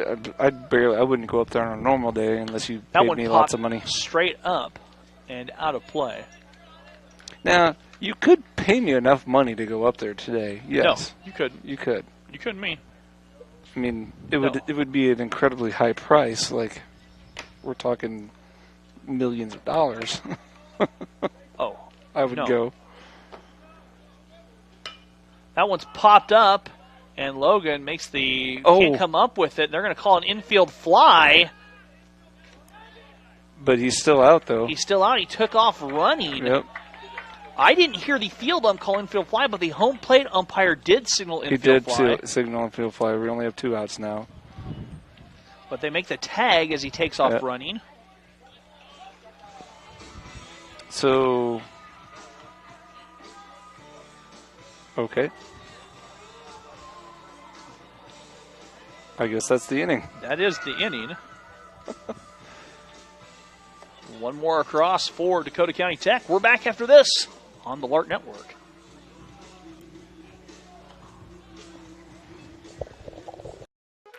My name is Molly Shervany, and both my parents and my older sister have gone to KU. It's kind of the thing we do. And that's what I was planning on too. But I loved the Hesston College tour. I still remember my personal guide, Kimmy, and talking with all the art professors. At KU, I was in a huge group of students, and I didn't really get to see what I wanted. Hesston College made it for me. Taking gen eds at Hesston is helping me build a really strong foundation. I get individual attention and know my professors and everyone in my class. I like the personal relationships, and that's something that Hesston offered that nowhere else did. With this foundation, I'll be ready to finish my major at KU. I'm currently a Hesston Lark, but soon I'll be cheering Rock Chalk Jayhawk at KU. I'm Roman Arnold from Dallas, Texas. I toured my dad's school, Texas A&M, and it really was beautiful, but it was huge. He talked about class sizes being over 100. I visited Hesston as a baseball prospect and never looked back. I got the chance to be involved right away, not only on the field, but as a part of the community. Everybody knows each other on campus. We're really close-knit. And if you want faith to be a part of your athletic experience, no one does that better than Hesston. I'm not worried about transferring. My advisor saw me out at least a half a dozen times the first semester just to make sure I was on the right track. I started as a Lark at Hesston College, and I'm planning on transferring to a state school, Texas A&M. Giga Maggies.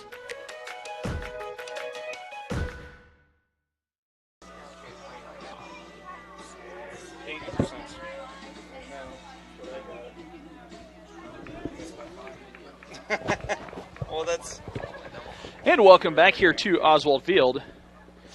After a strange play to end the inning, when we did see home plate umpire signal infield fly on the little pop-up with the bases loaded. So that was the second out. That was the second out. And then they tagged him out because runners can run at their own peril. That's absolutely right. And when Logan dropped it, the runner at second base took off thinking it was a dropped fly ball. Thinking, well, he thought he was going to be forced off, so he thought he had to go. And he took off. He should have just stayed on his base. Stayed on the bag on a little pop-up.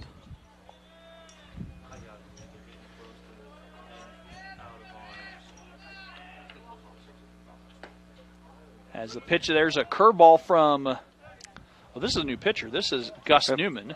Missed Newman coming in. Okay. But yeah, smart play by Logan, though, to do that.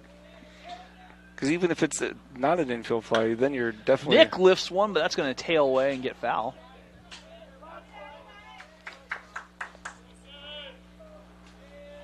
That had the distance to do some damage, but not even close to being fair. No.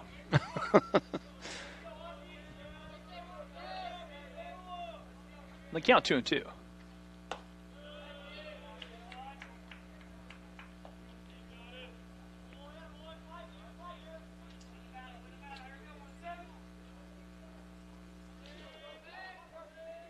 So payoff pitch coming up here. The count is full to Nick. Nick on the ground at third base. Ooh. Just foul. Just foul. That was pretty dangerous over there by Murillo. From my vantage point, which is not down the line. It looked like it went over the bag, but whatever. It did cut, but that's one that if you don't make the play and they call it fair ball, or don't make a extra bases. Nick's running for a while. Yep. And then your coach is not happy with you. No. Then you get stared at from the dugout or yelled at. That one upstairs. Nick draws a walk.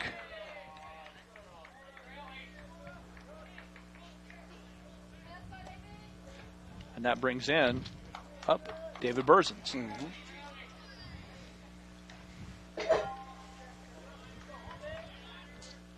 So Berzins coming to bat. Berzins drew a walk in his only other plate appearance. That one inside and tight in the count. 1 ball.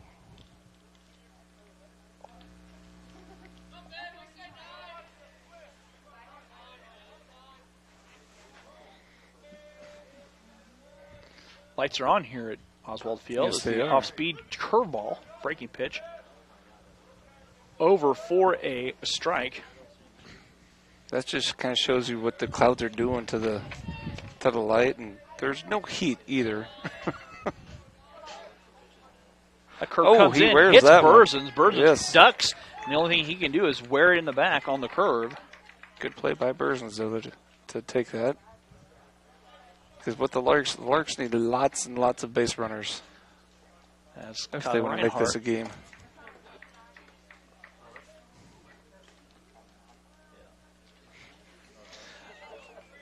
Kyler doubled in the first and popped out in the second. We're in the bottom of the fifth. Larks trailing 9-1.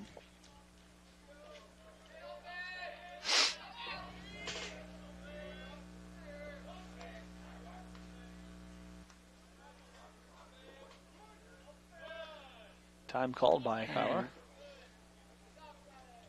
Oh no, the wind gusts are only up to 38 now. Well, yeah. You know, only negligible.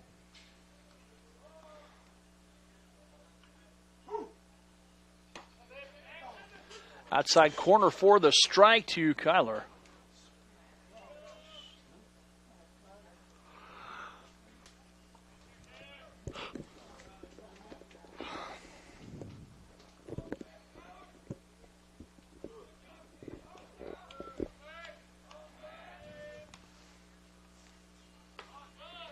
Woo. Offers at it, but pulls his bat away in time.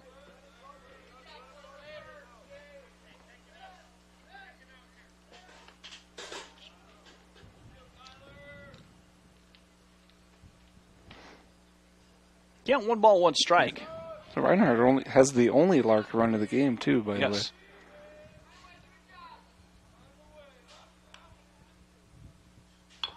Reinhardt lays the bunt down. It rolls foul.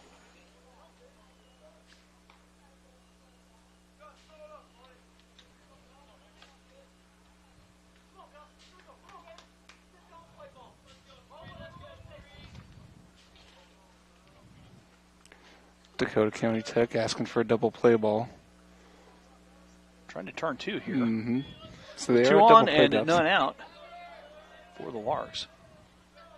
Larks maybe got something going. Yep. Strike 3 outside corner rather. Reinhardt frozen. He was. I'm not sure what he was expecting. I think he was fooled. I think he was expecting inside pitch. Logan Dryden. The squirrel? The squirrel. Okay.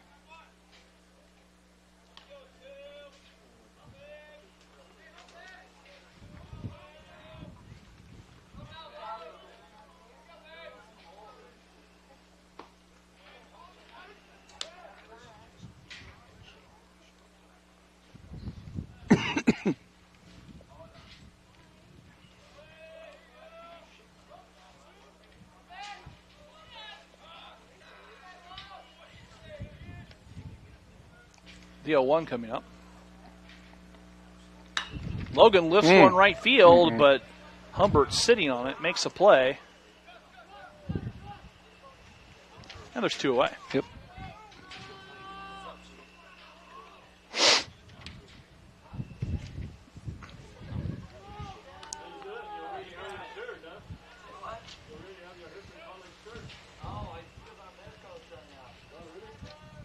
Stivers coming to bat.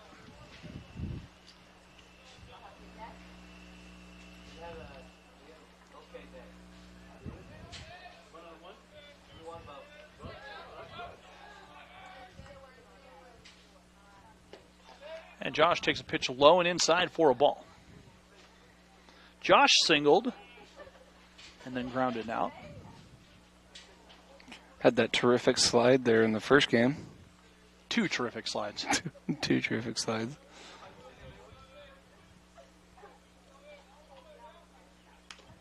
Ooh. And Josh fouls it back. And the count 1 ball, 1 strike. So you kind of, on that one, he kind of pulled his head a little bit and shortened his, he was going to reach out for that. But the way he stepped really messed things up, I think.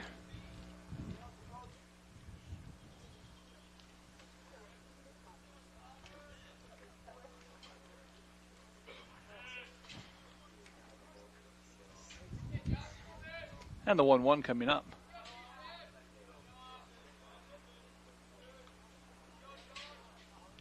That one too far outside.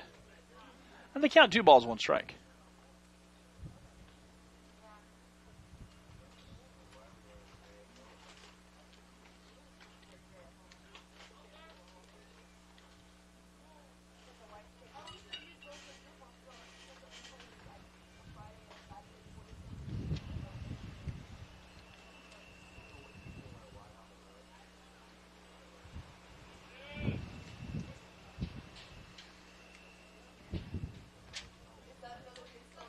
So, count out 2 balls, 1 strike to Josh with 2 outs and 2 on.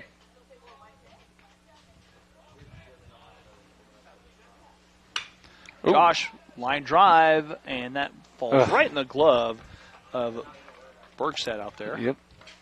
I think that would have been a pretty decent hit on a normal day, actually. So we've played 5 innings here at Dakota County Tech 9, Larks 1. Back after this on the Lark Network.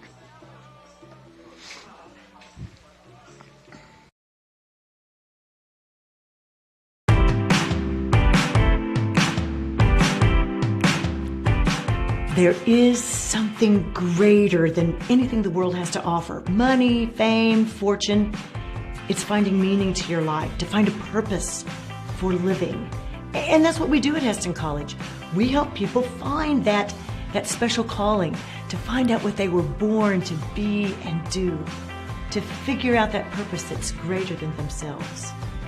At Heston College, I really think about the logo as being centered to who we are. It's a greater than sign. It's an arrow. It's taking people places, and it's taking students beyond their worldview, beyond their comfort zones. It's about helping students be greater than themselves through an environment that is focused on Christ.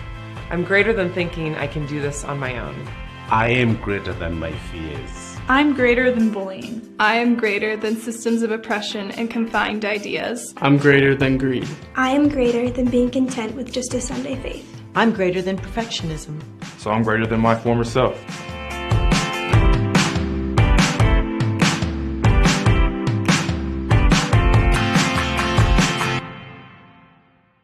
I bet their parents would love to have that type of stuff. All right, we're back.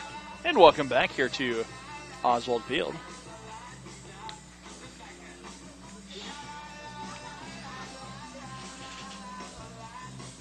Man, we still have a pretty good crowd out here for I see a bunch cold of and windy as it softball is. girls making their way here. I think they picked up 2 wins today.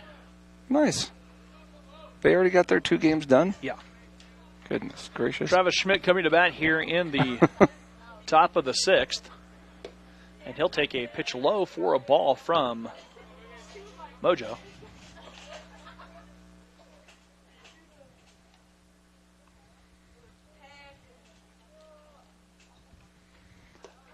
That one stays low again, and the count 2 balls, no strikes.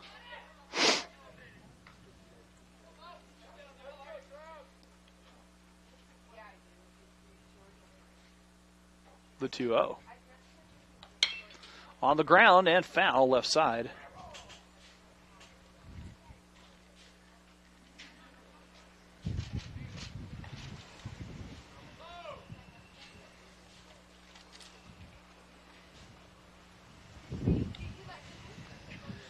2-1 now coming up. Inside corner. I can't. They called a strike. It was. Yep. Evens it up. We have some more brave souls over there in right field on the street. People cruising by, checking it out. You might want to move along, people. Schmidt hammers one.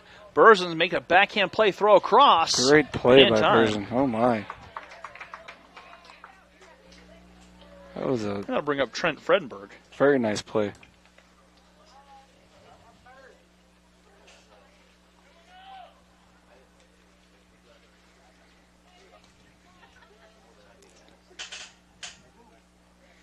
Fredenberg on the day.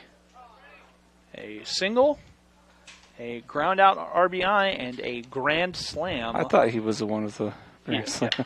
As he ripped one, that's going to go over the head of Stivers, and Fredenberg thinking double. Mm-hmm. He's having himself a day. He is. As Fredenberg gets to second on the stand-up double. He ripped that. Yeah, that's about as hard as you can hit it into this wind, too. And keep it in the park. It was a low liner. He's seeing the ball pretty well, I think.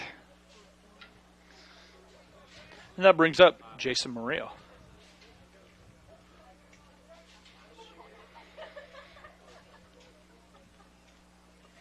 Going outside, and the count 1 ball.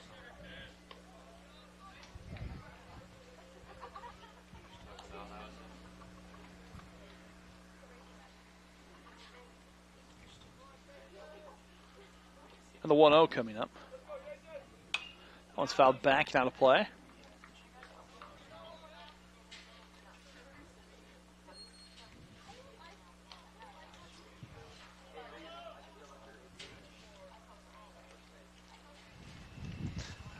And the 1-1 coming up.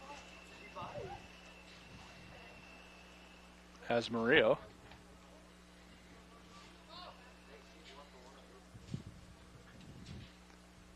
In the batter's box against Mojo. He fouls one back to the fence.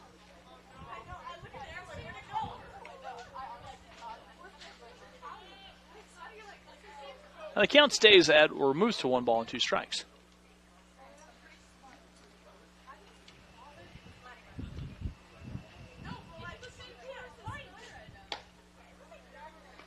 That one misses outside, and the count 2 balls, 2 strikes. Having a little bit of trouble locating that pitch, it looks like.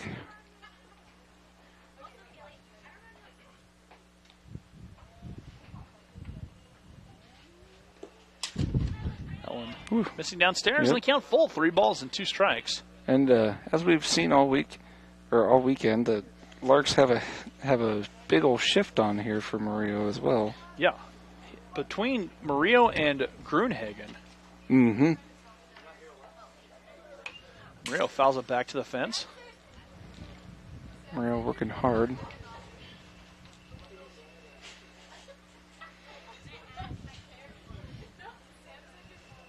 And the more foul balls, the more the advantage swings to the hitter. Mm-hmm. The more pitches they get to see usually helps. Murillo hammers that past Joel Ogletree. Right field corner run coming home. Yep. Murillo on his way to second. Murillo safe, slid in. Yep. Nick's tag a little bit late. Tag was a little bit late, but I think he got in under it anyways. I do too. Yeah. As that ball was tattooed past Joel. He hit a rocket down the line there. A double down the line. And now that 10th run is out at second base, Russ. The 10-run differential is out at second base. That's what I mean, yeah. The 10th run just scored. The 10th run scored, but the 10-run differential. I knew what you were doing. I knew. We're getting there. Because 10 runs after 5. As this is Dylan Bergstad, and Bergstad takes a strike on the first pitch he sees from Mojo.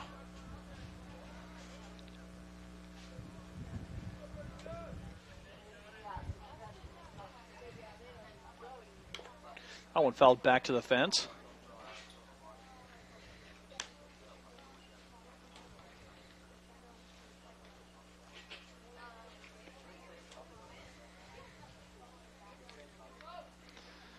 And the 0-2 coming up.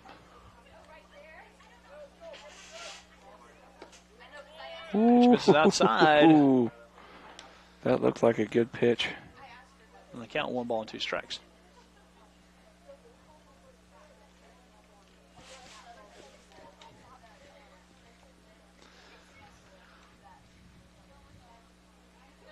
That one lifted right side, going up in the wind, and it'll drop from foul territory. Yeah, I was like, it's going to be foul, whether it be caught or not.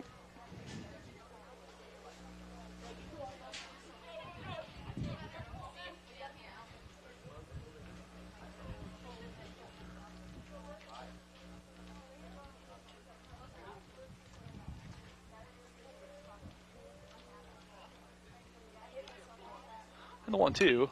One fouled back to the fence, over the fence, and to the campus activity center. He's really making Mojo work here. Yeah, Bergstad battling here with a 1 ball, 2 strike count. Yeah.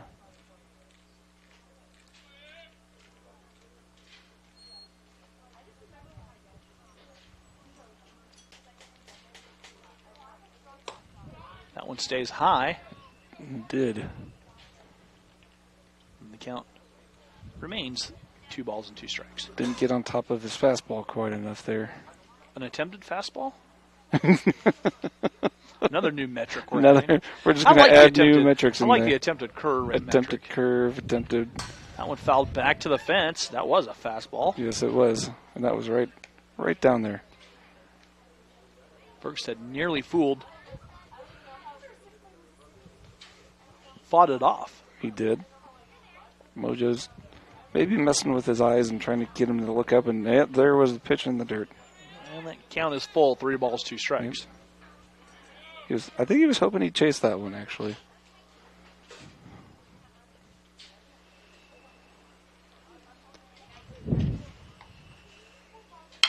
That's on the ground left side, deep in the hole. Nick has to make a backhand stop.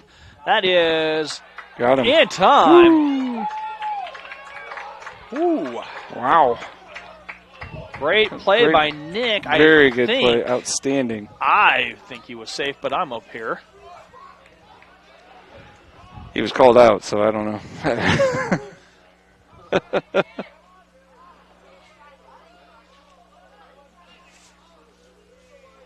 This is Alberto Fabian coming to bat.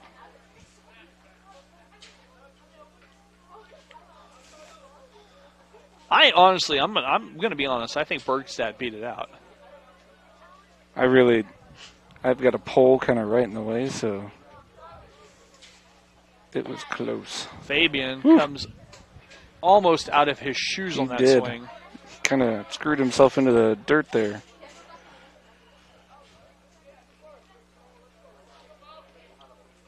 Has a interesting batting stance.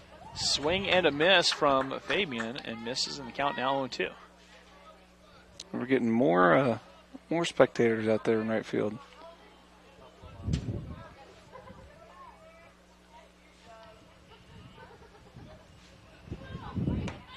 Big curve stays upstairs.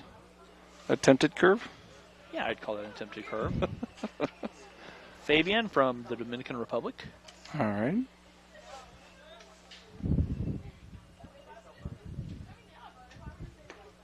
Swings and a miss and goes down, Fabian. So we've played 6. Yep. Or 5.5. 5.5. Larks trail 10-1 back after this.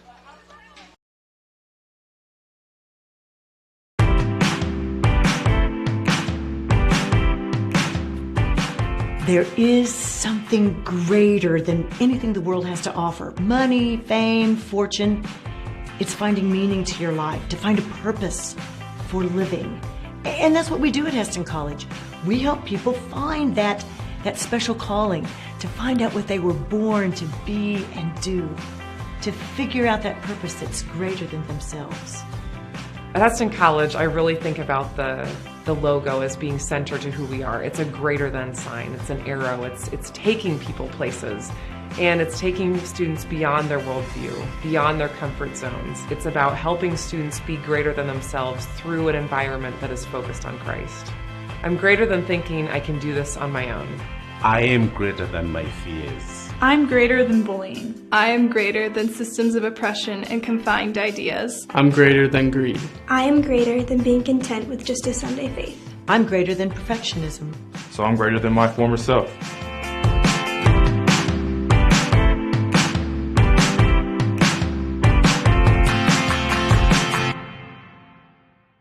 Welcome back here to Oswald Field as we're in the bottom of the 6th.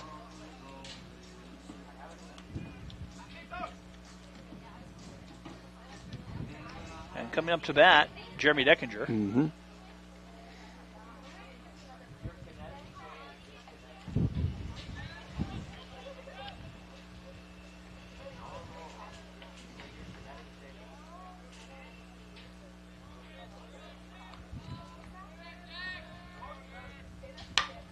First pitch swinging, Deck on the ground at Goulet. Goulet throwing across Fredenberg with the grab. Yep, got him. And I'll go 6-3. The thing about running the computer, Russ, is even if I wanted to wear gloves, it wouldn't work. Yeah. I can't wear gloves and run the computer.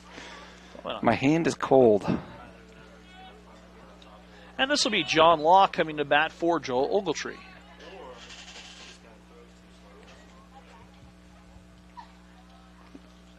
So the Marshal coming in. Mm-hmm. Oh, he's actually going to hit now. Yep. First pitch, he check swing popped Yes, he up. did. That's going to get out of bounds, That though. will be out of play, out of bounds? Yeah, out of bounds. Out of play. Out of play, same thing. It's the same thing. There's no out of bounds in baseball. Yeah, out of play. Yeah, but it's out of bounds. But there's not out of bounds. There's out of bounds in golf. There's out of bounds in football. There's out of bounds in basketball. Yeah. There's not out of bounds in baseball. Out of play. Out of play, yes. Is out of bounds. No. Yeah. No. The 0-1 coming up.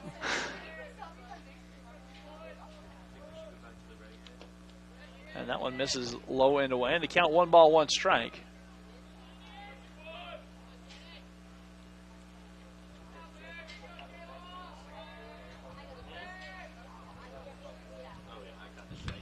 John fouls it back to the fence.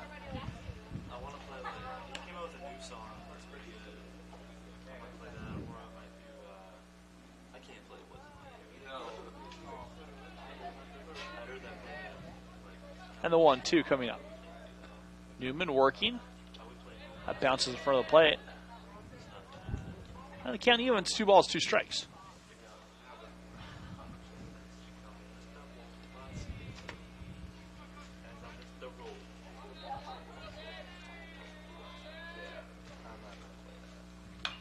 John fouls it back and out of play.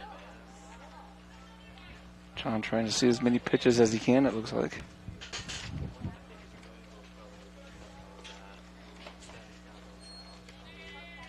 And the count 2 balls and 2 strikes.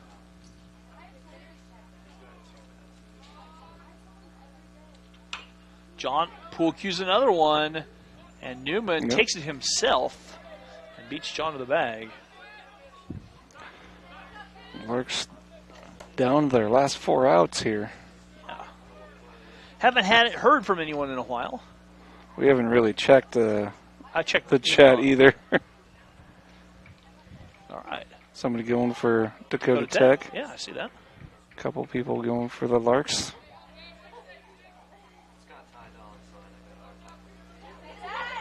That one inside. And they got him. And they said it hit Cooper. Got him. Got his jersey, I think, is so. What happened there. But we'll take it. Coop gets on. Yep.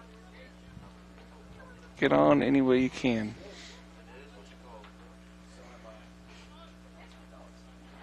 I think it was the first year that I joined you in the booth, Russ. It was the Larks led the nation in hit by pitches. Yes. That was Seth Davenport set a new school record. Yes, he did. Something crazy like 30 or something like that.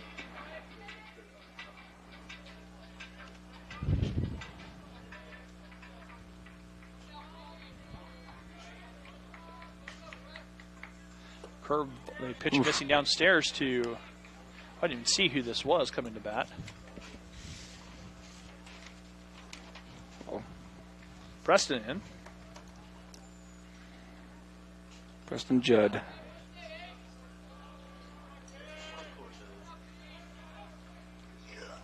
Preston tips it back into the glove. Strike 3 called. And that will do it for the end of the 6th. We played 6th. Larks trail 10-1. Back after this. My name is Molly Shervany, and both my parents and my older sister have gone to KU. It's kind of the thing we do. And that's what I was planning on too. But I loved the Hesston College tour. I still remember my personal guide, Kimmy, and talking with all the art professors. At KU, I was in a huge group of students, and I didn't really get to see what I wanted. Hesston College made it for me. Taking gen eds at Hesston is helping me build a really strong foundation. I get individual attention and know my professors and everyone in my class. I like the personal relationships, and that's something that Hesston offered that nowhere else did. With this foundation, I'll be ready to finish my major at KU. I'm currently a Hesston Lark, but soon I'll be cheering Rock Chalk Jayhawk at KU. I'm Roman Arnold from Dallas, Texas. I toured my dad's school, Texas A&M, and it really was beautiful, but it was huge. He talked about class sizes being over 100. I visited Hesston as a baseball prospect and never looked back. I got the chance to be involved right away, not only on the field, but as a part of the community. Everybody knows each other on campus. We're really close-knit. And if you want faith to be a part of your athletic experience, no one does that better than Hesston. I'm not worried about transferring. My advisor saw me out at least a half a dozen times the first semester just to make sure I was on the right track.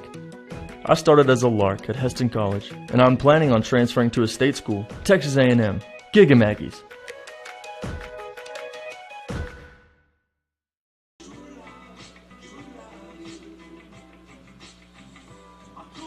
And welcome back to Oswald Field for the top of the 7th.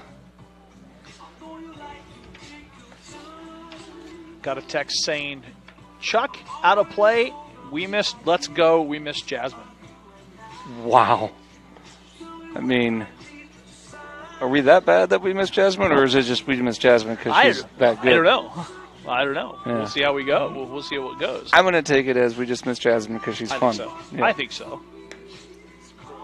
As Ian Walker's set to come up here in the 7th. We've got a new pitcher here for Larks and see who it was.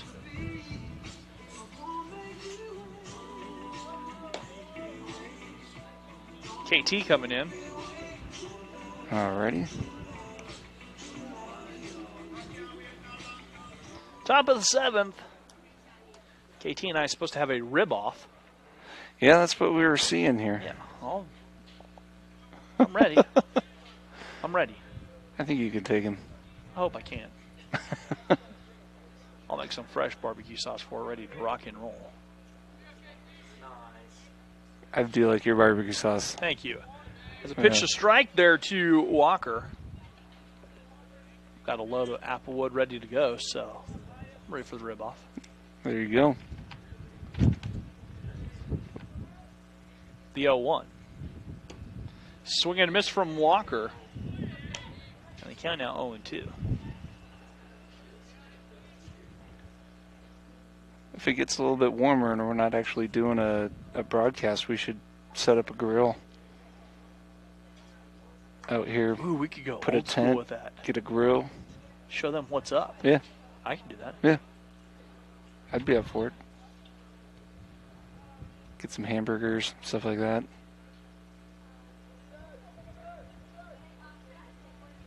That one misses outside. And the count 1 ball, 2 strikes. Or shish kebabs. Shish kebabs. Did that? We did that one time. You did a steak a couple times. I did steak. I've done steak many, many times. I cooked a steak for a player between games one time, too. Didn't know I shouldn't have, but I did. What do you mean shouldn't have? It was the Elvis. Of course you should have. Yeah. That one popped up in the wind. Long run. Coop trying to track it down, but he'll just run out of room as the ball hits the tarp. Hit the tarp in the corner there. He just could not catch up to it up in the wind. That's a really long run, actually. It really was. For all of those guys involved, that's a really long run. Yeah, John Law is over there at first base now. Mm-hmm. That brings up Ian Walker. Or Walker's still batting, I should say, with 1 ball, 2 strikes.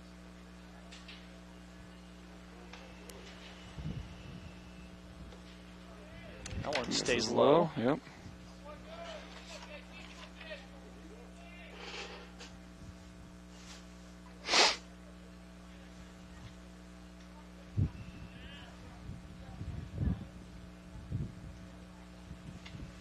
And the 2-2.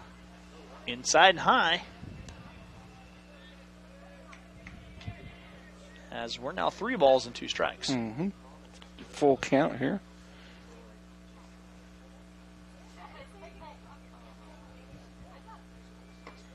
That one too far inside. And the walk issued.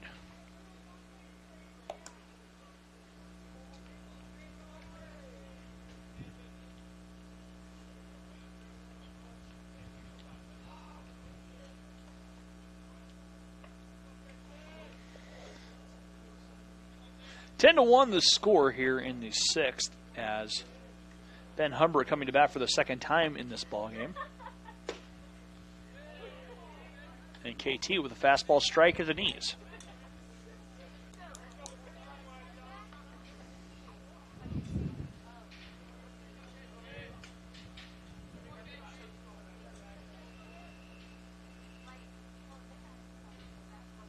That one lifted straight up.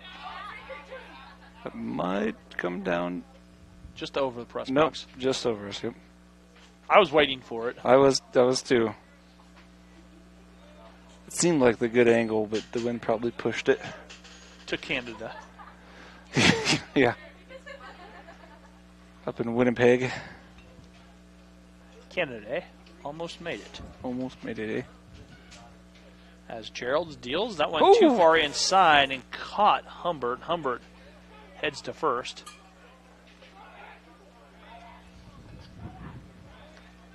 Speaking of Canada, do we have any Canadian students here? Yeah. Okay. Didn't know, because we went to school with a few guys from, we did. From up north. Goulet coming to bat in the 7th. I mean, there is a sizable Mennonite community up there, so. A couple different locations. Mm-hmm. Ontario, Manitoba. British Columbia. BC, yep.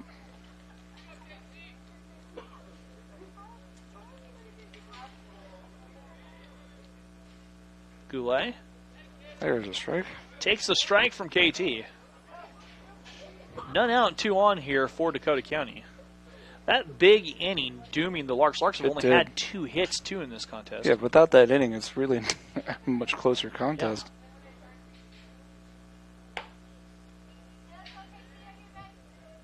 And that one misses upstairs and count 1 ball, 1 strike.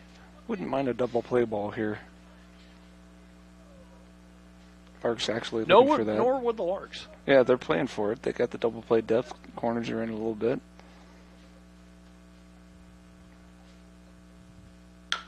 That's a hard chopper. Berzins steps on 3, tries to go across to 1. Almost made it. Oh, not my. Not quite in time. That's a pretty decent play by Berzins. It was. It really was. I want to give him credit for that. Sprung off the bag and made a throw. Not an easy throw across the diamond. With a runner charging, like that. too, yeah. And there's 1 out for Nolan Bayer. Double play gets him out of the inning.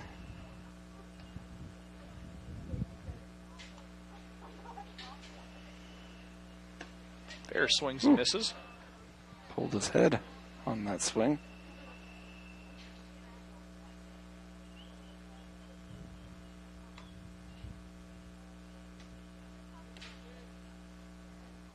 And the count 0-1. Bayer chases again. He's quickly behind 0-2.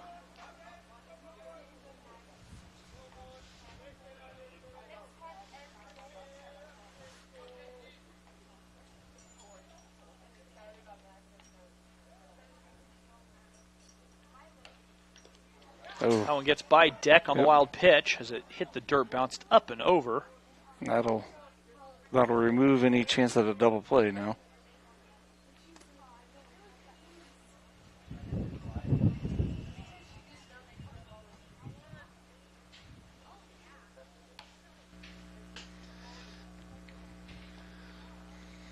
Bayer did single in the 4th.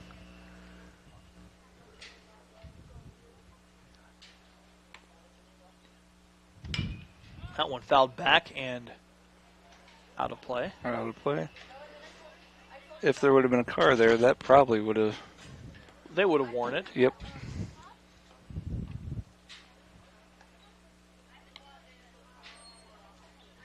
It's really not a safe area out there on the street.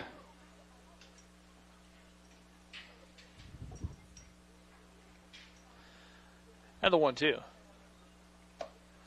Oh, Bear chases upstairs. He did. It was one of those, I wish I had that backswings. Yeah. Chasing a little bit of high cheese. A little bit. And that puts two outs on the board for Travis Schmidt. Schmidt 0 for 2 in this game. Drew a pair of walks, struck out and grounded out. Had the 2 home runs yesterday. Did score a run on the grand slam by Fredenberg, who's on deck as he takes a strike from KT.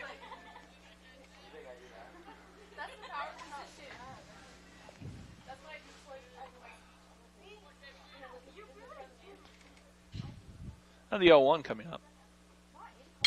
Lifted. That should be an adventure. Logan tracking it, calling for it. And he keeps adjusting his yes, route and makes the play.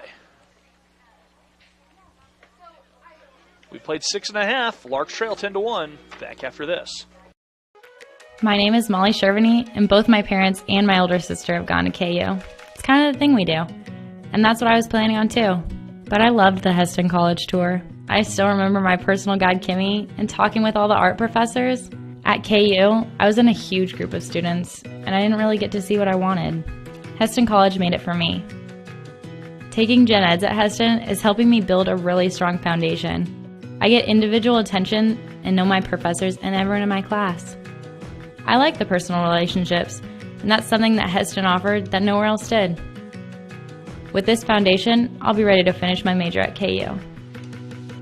I'm currently a Heston Lark, but soon I'll be cheering Rock Chalk Jayhawk at KU.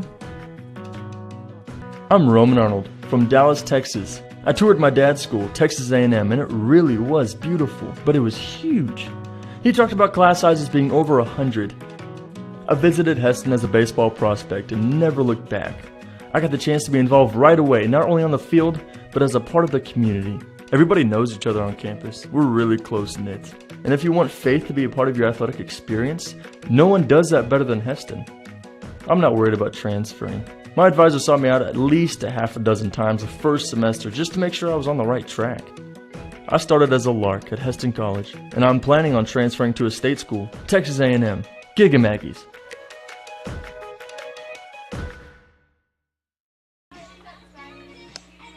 All right, welcome back to Oswald Field for the bottom of the 7th.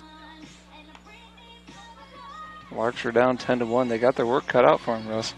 Yeah, I'm going through the changes here. Dylan Bergstad coming to the pitch as they put Chad O'Hare out in center field. You notice anybody else? I don't think so. I think that's the only thing I can't they tell did. that much. So yeah.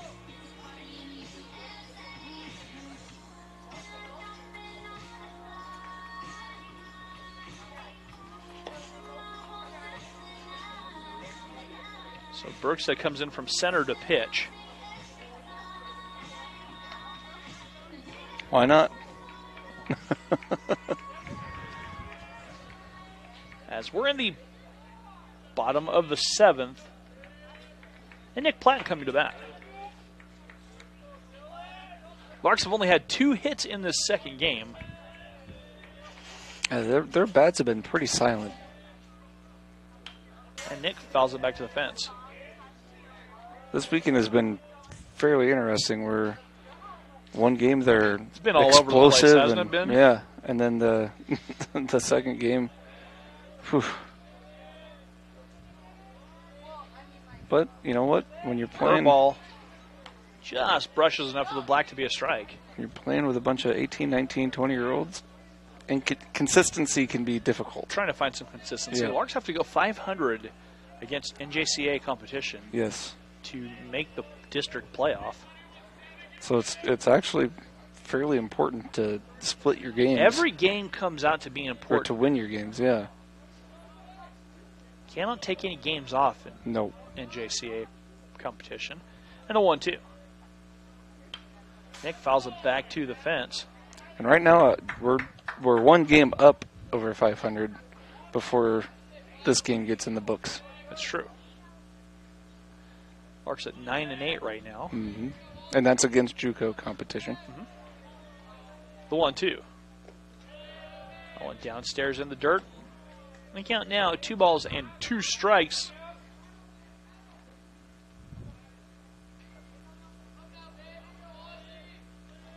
And the reason, Russ, that they have to go 500 is? And that one downstairs. There are no other Division II schools in Kansas. Period. So in baseball. Yeah, in baseball. So when Brown Mackey was still available, they play the best 3 of 5 with the winner advancing to the districts, That's the regionals. Right. So there's no region. As Nick, base knock right field, and Humbert on the run makes a play, and Nick has a single.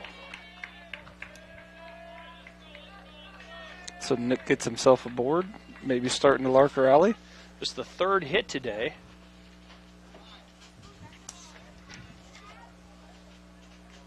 Bob Fujimura coming in to hit. Bob played the first game yesterday. Now Riki Fujimura goes by Bob. Yeah. No one knows why he goes by Bob, but he does. Why not? It's easy to say. It's a cool name. That might be what he is called, too. I don't know. Who knows? The 1-0 coming up from Bergstad. And that misses inside, and they count 2 balls, no strikes.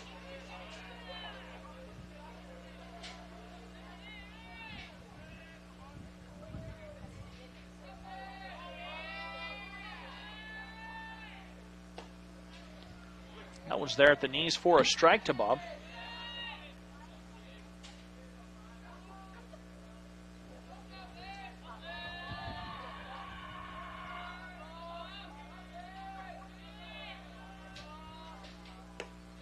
Oh, too far in. Bob skips away. Yep. Count 3 balls, 1 strike. Bob's showing some patience.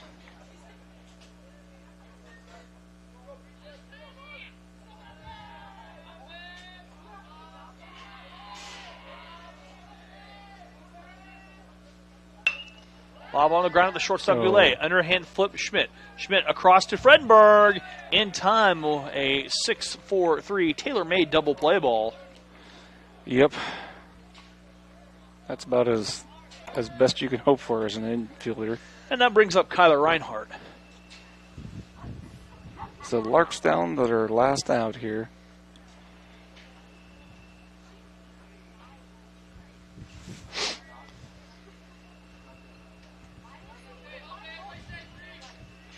So Reinhardt coming to bat. Larks trail by 9.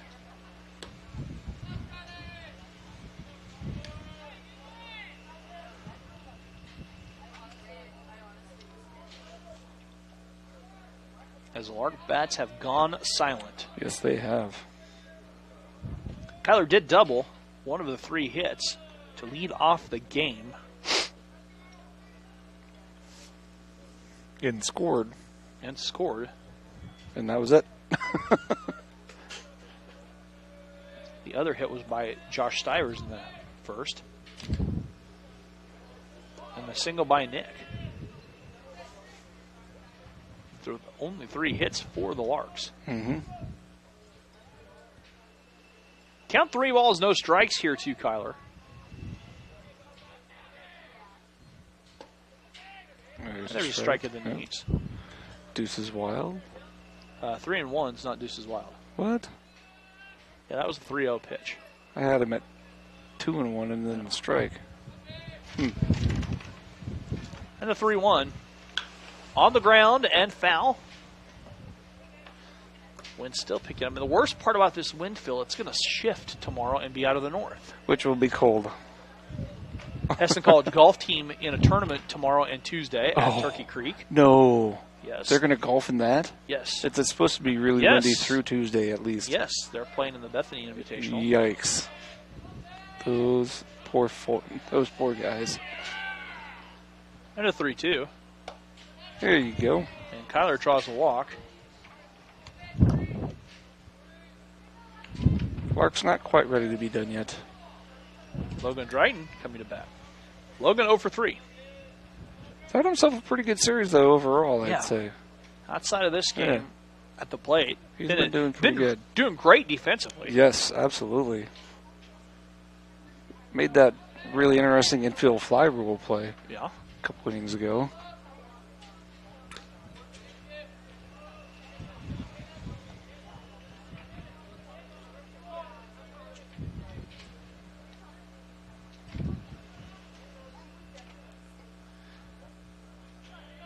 Bergstad working from the stretch.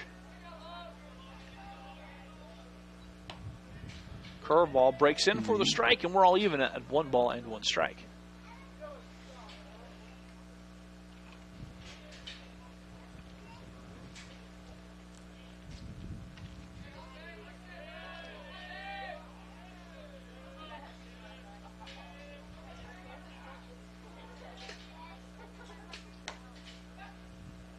Kyler taking second base. And fielder indifference. Big time indifference. Yes. Unfortunately, not a stolen base. I'll count 2 balls. According to us, anyways.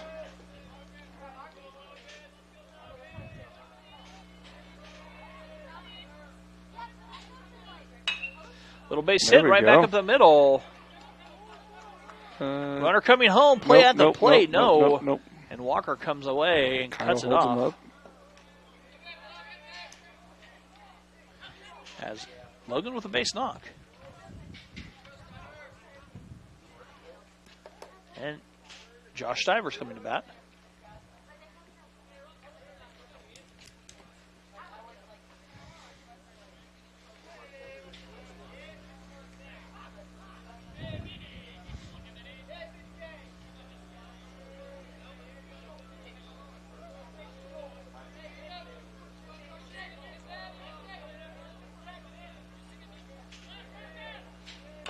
Stivers check swing on the ground. Walker, the only play to first, and we'll get him, and that will do it. As Dakota County salvages the split.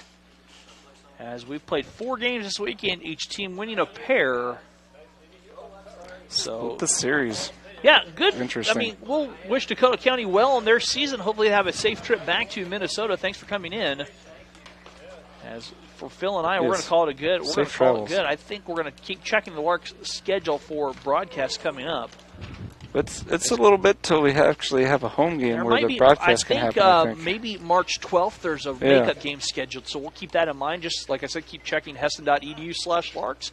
For Phil Miller, I'm Rusty Witcher saying thank you and good night.